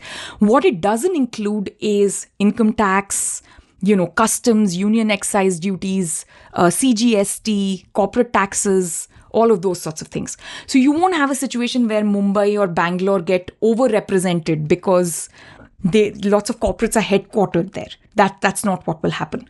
And income taxes, just because a lot of rich people are willing to move there, will also not get reflected except in consumption taxes and property taxes, which are actually states' own tax revenue. So this is how I'm thinking about the problem. And I'm not trying to sell this as a genuine solution, but if we can debate the design aspects of this, I think it's worth doing because it'll get us quite far. Once again, going back to the original question of reimagining what we want India to be like. And one of my sort of visions or goals for what I want India to be like in the future is that the political class is very tightly held accountable to ensure that there is economic growth and prosperity for the poorest among us, which are unfortunately in very large number in India. So I think this is an interesting incentive compatible way. I'll stop here and wait for your reaction on the crazy radical plan. No, it's, I mean, I love that it's crazy and I love that it's radical and I love all of that. And I'm still kind of processing and grokking it even as we speak. But I have sort of two questions, a smaller question and then a bigger question. And the smaller question is that, when I look at your table, like you pointed out, Bihar would go from 21 to 6 seats. UP would go from 40 to 23 seats. Kerala would go from 6 to 10 and so on and so forth. And my question is, I totally get it, number one, as assuming that own tax is a proxy for economic growth, and I have an argument with that I'll get to in the second question. But assuming that it is, I'll love it as an incentive for states to focus on economic growth, and then that becomes part of what they need to do to get more political power. I love it for that. But my question is, why would the poorer states today agree to this? Because even if you tell them you'll have good incentives to grow, they will also be starting from much lower bases, and therefore the task for them is much tougher. And politics is rife with short-termism, where you're really thinking to the next elections and not ki 30 years mein ye karenge. So, how would this be politically feasible? That's my first So, smaller the question is relative to what? Okay, so if it is relative to the status quo, then we have to remember they're losing seats in Lok Sabha to not lose seats in Rajya Sabha because they are farther behind on the economic curve than the richer states, right? Now, how many are willing to make that trade? We don't know, but that's a lousy trade to make, to be honest. You're saying they'll have more power in the Lok They'll Sabha have more with this power in the Lok arrangement, so- Sabha because this is contingent upon actually having, non-perfectly apportioned representation in the Lok Sabha. So the Revenue Sabha is not on top of the delimitation freeze we have right now. This is reimagining the Lok Sabha and the Rajya Sabha. So let's say we compare it to the status quo. I think then they should definitely go for it because they are actually going to increase power in a different House of Parliament and they're going to lose power in this. They're going to lose some power in this House of Parliament. If we compare it to the other solutions, right, I still think this is a better trade for them because alternative one, as we discussed, was radical fiscal decentralization, which means anyway, all their resources are going to go away, right? If you don't get intergovernmental transfers, you anyway have to get your act together very, very quickly. And people may not vote for you in the process of that, right? And if you compare it to the Senate system, right, then you're only going to get 2 seats in the Rajya Sabha. And it can never change. Even after 40 years or 50 years later, after Kerala declines and Tripura never quite picks up in population, you're still going to be stuck only with those 2 seats or those 3 seats, whatever number we come up with. So I think for the poorer states, this is actually a pretty good trade relative to the status quo and relative to especially solution 1 that I described. Okay, so instead of coming to my bigger contentious question, I'll put in another smaller question. And first, when you were talking about the 1800 member Lok Sabha, I can have a lot of questions about that. Like one, I get that it gives sharper representation in terms of smaller constituencies and therefore more local interests get represented, and that's a sort of a good thing. And equally, it might seem unwieldy to some, but that's not what my question is about. My question is that throughout all of this, you've been saying that this only works if, money bills are outlawed or the anti-defection law is reversed. And by the way, the anti-defection law is, I've had 2 episodes on it, one with Barun Mitra and one with M.R. Madhavan, where we spoke about a lot of other things, but also this. And the idea, what the anti-defection law, which came out in the late 80s, did was that it was meant to prevent defection from one party to the other.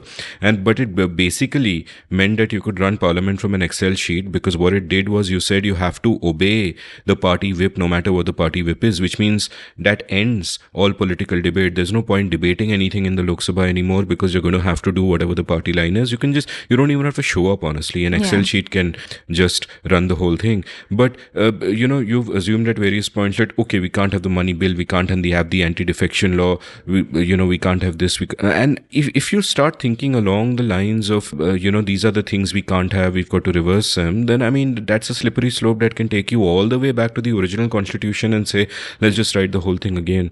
So therefore, I'm wondering on the practicality of it, because all of it adds tremendous friction in the sense that then we are saying that, okay, this is my solution, but it can only work if X, Y, Z don't exist as well.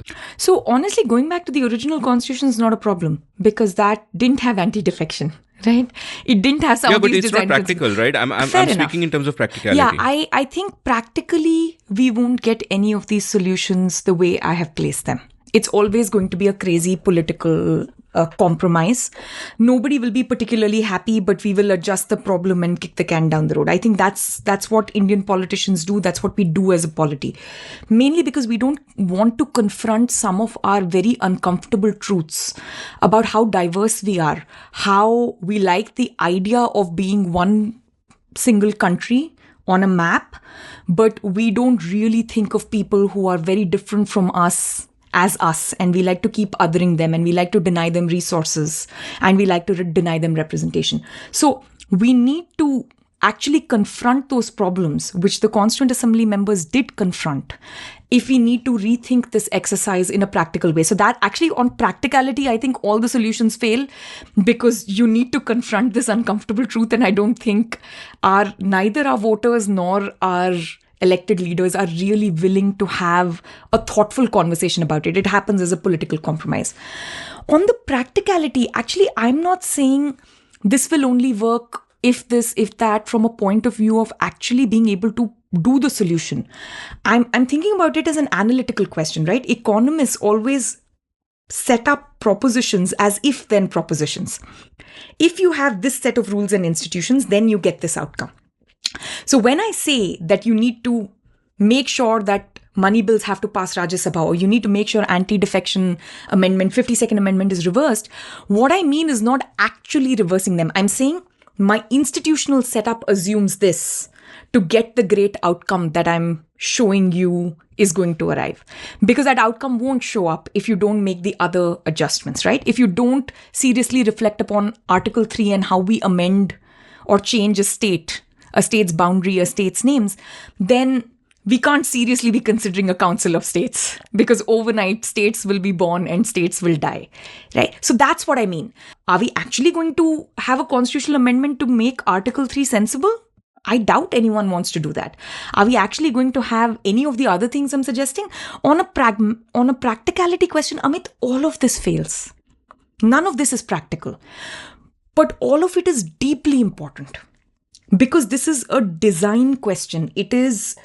We are literally talking about who gets a seat at the table and how large their voice is when they sit at the table. And this is the table, we must remember, that decides everything else. So if we are not willing to have that vision and design conversation, then we're in trouble. Now, none of it is practical, but at least if we have the vision and design conversation as a polity, we will understand ourselves better and say, I'm willing to make these trade-offs, but I'm not willing to make other trade-offs. I'm willing to trade off a little bit on intergovernmental transfers, but I'm not willing to trade off at all on franchise and malapportionment and asymmetric size of constituencies and so on. So I think that's the point of view I'm coming from. I agree that at times it's just important to arrive at what you think is an optimal design and then try to figure out the practicalities around it, because at least you know what you're aiming for and you know what will work best and you can weigh them up. However, my big objection to your whole plan is a design objection. Yeah. Now, one familiar rant that I keep going on, that I've, addressed in different episodes, is that people often conflate rising tax revenues for how well you're doing economically. And I think that's a mistake, because rising tax revenues only mean that there is a greater chunk of money going from the productive part of the economy to the predatory part of the economy, both terms that I think James Buchanan would recognize. And my worry, therefore, is that the incentives that you are then setting on each state government, on each state, as it were, is to raise taxes, because Laffer curve and all is fine, yaar. But the point is that when you're doing short-termism, you will not have the politician in power realizing that sometimes higher taxes can lead to less money coming in. And also, where is that high point? You don't know. You're going to test it. And the immediate temptation for any politician is that, if we want more power in politics, we have to get more taxes, and therefore let us raise the tax rate. And we've seen how politicians think in zero-sum ways, where, what is the whole growth versus redistribution thing? People like us who argue for growth know that the pie is not a fixed pie and it's a positive sum game and you can grow it. People who argue for redistribution imagine somehow that there is a fixed pie and therefore you have to redistribute from the haves to the have-nots. You're thinking in that zero-sum way. And I think that similar problem of zero-sum thinking comes in here, where short-sighted politicians will not realize that in the long run, the best way to, increase tax tax revenues is to allow growth to happen, which may often mean lowering taxes on the productive part of the economy. And instead, their intuitive and wrong solution based on zero-sum thinking will be, hey, let's just raise taxes now, get more revenues, get 2 more seats in the Rajya Sabha. And my worry is that in the real world, where politicians don't understand economics, where zero-sum thinking and populist thinking dominates, people don't understand that, the balance between the state and society. And to me, the more the state taxes, the more that balance shifts away towards the state, which is a bad thing, So that's kind of what I really worry about here, that in the design itself, you've got these perverse incentives built in. So we need to separate a couple of things, okay? Now, there is a difference between... Initially, we were talking about how we need to think about the incentives of the voters versus the incentives of those who are elected. This entire delimitation freeze and fighting over which state gets how many seats is a fight that is being conducted between the elected representatives from different states and different regional parties, right? So I want to put that out there. So that is a zero-sum game, Amit. It's a zero-sum game both in terms of how many fixed number of seats there are in Rajya Sabha. So if someone gains, someone else has to lose those seats, right? Whether you stick with the status quo or go into Revenue Sabha. No, but the zero-sum game that I'm talking about is the economy is not a zero-sum game. I understand. So I'll get to that in a second. So that part of the zero-sum game is about splitting a fixed size of the pie. Okay, so now let me come to your objections and why I think it's not a problem. A Rajya Sabha term is 6 years, okay, which is a fairly long time. And Rajya Sabha is never dissolved, and you can't willy-nilly suddenly call elections like you can in the Lok Sabha or the state legislature, impose president's rule. You can't do all that hanky-panky with the Rajya Sabha, right? The term is 6 years. 6 years is a fairly long time and a standard protection against crazy kinds of tax terrorism, because on a 6-year time frame, people will flee if you don't provide services in exchange. So this is very, very important to note. So it's not like, I understand 6 years is short term when we think about it in terms of the vision of the republic. Okay, but 6 terms is not short term when we think about taxes and imposing too many taxes. So the kind of short termism you're talking about, ki election aa raha hai, let me just raise some taxes and increase revenue and so on. The other thing is, remember, it's a proportion of own tax revenue as a proportion of the average of the entire country across all states. Right? So you have your own tax revenue per capita, and then all the other states have the same. So if everyone does the same thing, there's really no point in you doing the same thing too. Right? So if it's that easy to raise taxes, I understand what you're saying. It creates a vicious circle, which is a race to the bottom. I know, it won't be a race to the bottom, which I'll get to in a second. But I'm just saying, I think that fear is a little bit overblown because it's a proportion of something else, which is not so easy to gain.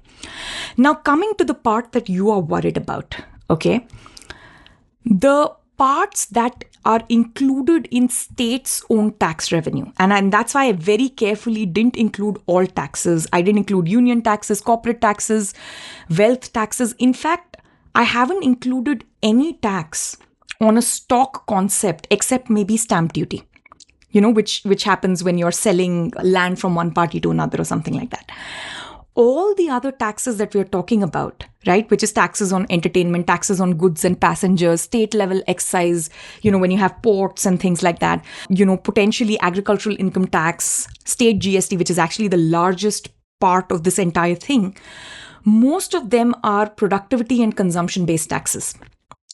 Increasing consumption-based taxes is a democratic no-no.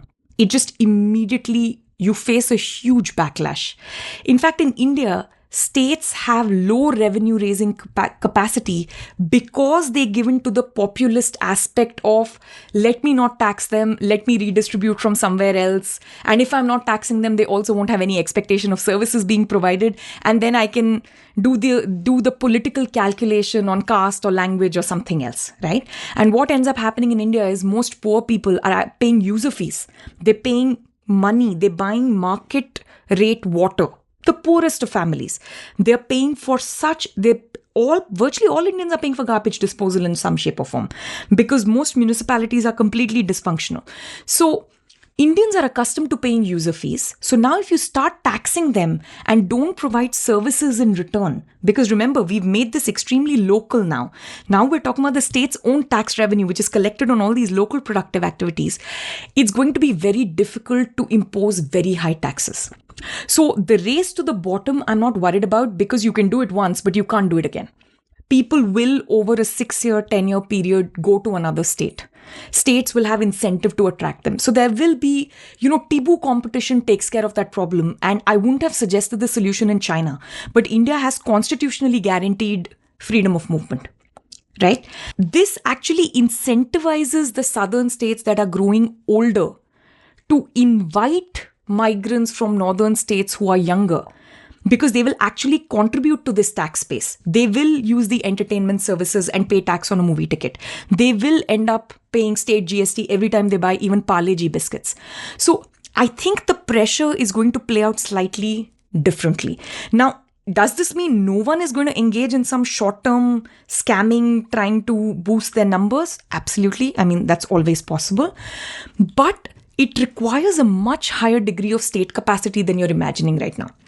Most state governments actually have, the day Indian states are able to impose crazy taxes and get away with it will be an awesome day in India. Not because they are able to have that kind of crazy coercive world, but because it means they have enough state capacity to be able to execute a system like that. They simply don't have it right now. So the richer states don't have the incentive to do it because they know how the system works. If they invite more productive activity, they're going to start boosting the numbers. The poorer states have incentives to game it, but they can't game it. It's very difficult to game. So once again, not saying that there is no downside or that some random thing that previously wasn't taxed won't be taxed, or there won't be a fight to the bottom on something stupid like sin goods, right? It's going to be your BD and tobacco and, there are going to be certain goods which are just targeted, right? So those things will happen. But on the whole, those numbers are so small, it can't get you 1/10 of a seat in the Rajya Sabha, in the calculation I'm talking about.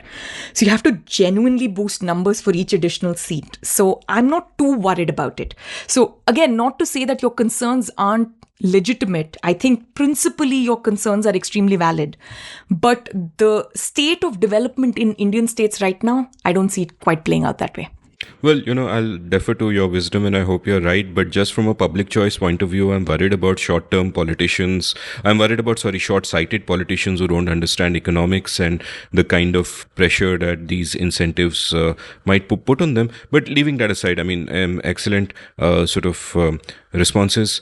So, radical idea, I'll take some time to grok it, even if I disagreeing with the parts of it that I disagree with. I think it's important that there are more radical, unconventional ideas kind of getting out there in the mainstream. In the discourse, what really irritates me is when the aggressively conventional minded, in Paul Graham's terms, keep jumping on all of these, on anything that is out of their frames of reference. So tell me about, when you presented the paper last year in August at a conference where I was sadly stuck in a room with suspected COVID, so I couldn't be there to kind of defend you.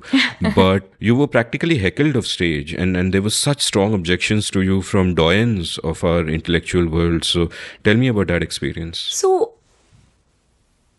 I think this is just a difficult conversation for us to have as a country.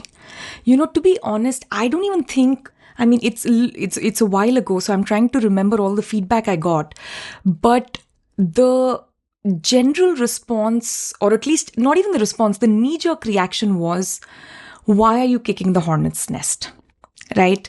This is Pandora's box. Don't open it. You're going to break up the union. We will never agree upon these compromises. And what's going to end up happening is that the southern states will either threaten some kind of secession or other kinds of great constitutional compromises, like turning India into a free trade zone, figuring out GST, which has now finally started functioning in some reasonable way and hopefully will get better. All those things will just completely fall apart. So I think one part of it was just the knee-jerk reaction that let it go. Okay? It's very important to keep the union together. And I think we have to appreciate, the older generation's view on this, because they do come from a time when India was a very precariously held together union. right? I have the privilege of having been born in the 80s and having seen post-liberalization India largely and extremely. I mean, I'm not saying there are no problems. We've had border conflicts, secession problems, Naxal movements, recently what's been happening in Kashmir. But largely, there was never a question in my mind that the union will break up. And there are people still alive who are worried about that, sort of my parents' generation. So I'll be charitable about, the knee-jerk response of this. My worry about you talked about the interruptions and, why are we talking about this? Let's not. This needs to get just kicked down the road. When I heard about that session, what really pissed me off is that this is not stuff coming up in the Q&A. Like, even I disagreed with you just now, but it's respectful. This is not stuff coming in the Q&A after your presentation. This is people not letting you finish. You were not able to finish your presentation. You were heckled. That pisses me off so much. It is an uncomfortable thing to confront for us, Amit, because what we are saying when we say let's kick the can down the road, what we're implicitly saying is we don't care that someone born in Uttar Pradesh is going to have lesser franchise than ours, and we're just going to look the other way. And nobody obviously wants to admit that, right? Nobody wants to be on the side of, our malapportionment is severely taking away franchise from large numbers, and we're talking about hundreds of thousands of people who come from disenfranchised communities of SCs, STs, or poorer regions, and so on. Who wants to be on that side? Right? So when someone starts putting together graphs and charts and, putting this up on stage and saying, look, our great constitutional compromise of kicking the can down the road in 2001, this is the impact of that on the person, the average person who has the misfortune of being born in Bihar. It's just a very uncomfortable reality. So my uncharitable version will be, I think the Chicago type seminar culture of interrupting people has also entered Indian conferences. So that would be the uncharitable view. The charitable view is, it's just a very tough question and it is a difficult conversation to have. And nobody really wants to be on the side of malapportionment. And when we say, Karlo, political compromise Karlo, kick the can down the road, the problem will one day resolve itself, all of those things, I know what these people are saying. They're saying we don't want political instability because that's also bad for economic growth. And it's terrible for poor people to have that kind of political instability. It's terrible to not know whether the Union of India will survive or not, right? So that's my charitable version of what happened. My smug version of what happened is I was so cool and so provocative and my charts were so amazing that people couldn't quite hold their thoughts within themselves and they just came bubbling out. Yeah, it's like Galileo, after after he was imprisoned and he came out, he looked at the sky and he looked at the ground and he said, Epur se muave. And Epur se muave means, look, it still turns. Yeah. So good on you for sort of being radical. I'm also reminded of this wonderful cartoon which you had once posted on Twitter, which was when some idiot guy from some other discipline was haranguing you, and you posted this beautiful cartoon without referencing him, where this man sits across a woman at a dining table and he tells her, allow me to interrupt your expertise with my confidence. And I remember that. And I don't think that's what happened in that room. I think it's the topic. The topic is very inflammatory. And, elite economists tend to be from privileged backgrounds, disproportionately from richer states, and disproportionately living in the better cities of, Chennai and Bangalore and Mumbai. So, yeah, I think we have to account for that. And they don't care about the poor UP Muslim who's being denied of his vote, or the poor Dalit in Bihar who's being denied of his vote. No, but you don't want to be on a side on an issue which has that outcome. It's very uncomfortable reality to say, you know what, I care more about the union than this. So then the attitude is, why are we talking about this? Right? Don't open Pandora's box. I think that's what's happening to a lot of younger people. I think the second thing, and this is a genuine thing, I think a lot of people who work in policy are completely mired in the current moment. What's happening now? right? So the fear in everyone's mind is the BJP hegemony is really strengthening, which means if we allow this to happen, it'll further strengthen, and India is going to look like a Hindu state. And so there are all these fears that start bubbling up, whereas what I'm trying to talk about is a much bigger constitutional design question, which is much farther down the road. And the criticism, or at least the response, is, hey, we may not make it that far down the road. Forget the poor disenfranchised Muslim or SC/ST down the road. Today we have bigger problems, and we need to contain certain kinds of hegemonic forces from, taking over everything. So I'm not saying everyone was correct, but I'm just saying I'm willing to appreciate that the knee-jerk reactions or the very emotional responses come from a very particular place, and I can appreciate what that place is. It's difficult. None of this is easy. Well, in the long run, we are all dead. And I really love the way you're being so diplomatic, because, all of them will listen to the show. So well done for that.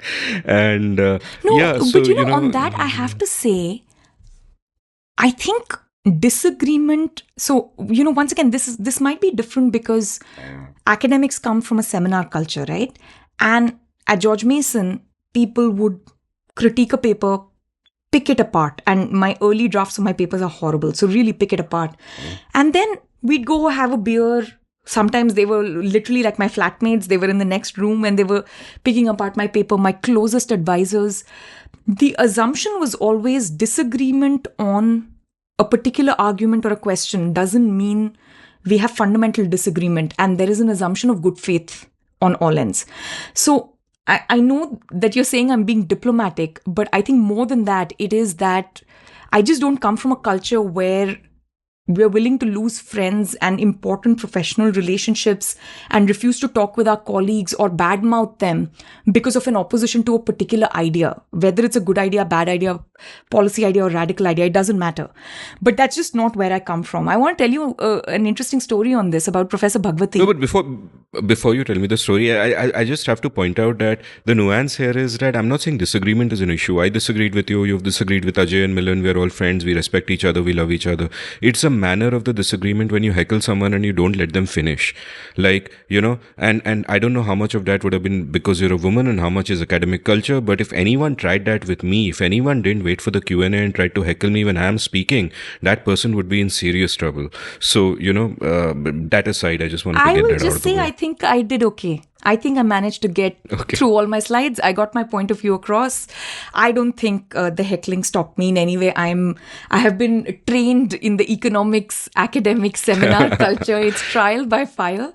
So I've been trained in that. But the story about Professor Bhagwati. I have publicly disagreed with Jagdish Bhagwati in print. Right. So, there's a question, this was about demonetization, and he and a couple of his co-authors wrote a piece. Me and my co-author, Larry White, we wrote a sort of response. He defended it and you tore him apart. That's how I remember it. So, but the difference of opinion was academic, and our simple point was, you guys are too good as trade economists to not count costs when you count the benefits, right? It was actually a very simple economic point that was being debated. I sent the piece to Professor Bhagwati and his co-authors. I'm in touch with all of them. I have met them in person since this event many, many times. This is Vivek Daheja and Praveen Krishna. They're incredible, lovely and warm. They give feedback on a question I might ask or a research question. Professor Bhagwati, since, after that event, has invited me home on more than one occasion. They were throwing a party in their house for some event. I think someone was visiting, and I used to live pretty close by and attend some of the Columbia events. This was the years when I used to live in New York. And it didn't matter. And it's not like magically we all decided to agree upon something. It's just that academic agreement, even in print, even when we are in very stark terms naming each other and saying we disagree, it doesn't matter, or infringe upon the personal relationship. So I think that's a good place to be. I would like to be there. I know all your points about you come from a podcast culture where you don't interrupt people, let alone heckle them, and so on and so forth. No, I mean, it's a heckling, not the disagreement. Yeah, it's a heckling, not the disagreement that I have an issue with. They're all friends. Chalo. they can heckle, but honestly I got through it, and I think I really figured it out and made my points. And I remember Alex Tabarrok, who's taught me a lot of the public choice that I know, came and said, "I'm so proud of you." So I was really thrilled, because this is a solid public finance argument coming, from the training and the point of view we come from. So I think it was fine. Yeah, and I'm proud of you as well. We should all have the courage to take on convention and to speak what might be unpopular truths. So well done on that, and I guess we should wrap it up, because we promised a short episode, and I think Yes. this is just over 3 hours, which is pretty short. I could of course talk to you for another 5, but we might as well end it here. Thank you so much. This was Thank you, great. Amit. This was lovely. If you enjoyed listening to this episode, recommend it to whoever you think might be interested. Check out the show notes, enter rabbit holes at will. You can follow Shruti on Twitter at @Rajagopalan. You can follow me on Twitter at Amit Varma, AMITVARMA. You can browse past episodes of The Seen and the Unseen at seenunseen.in. Thank you for listening. Did you enjoy this episode of The Seen and the Unseen? If so, would you like to support the production of the show? You can go over to seenunseen.in/support and contribute any amount you like to keep this podcast alive and kicking. Thank you.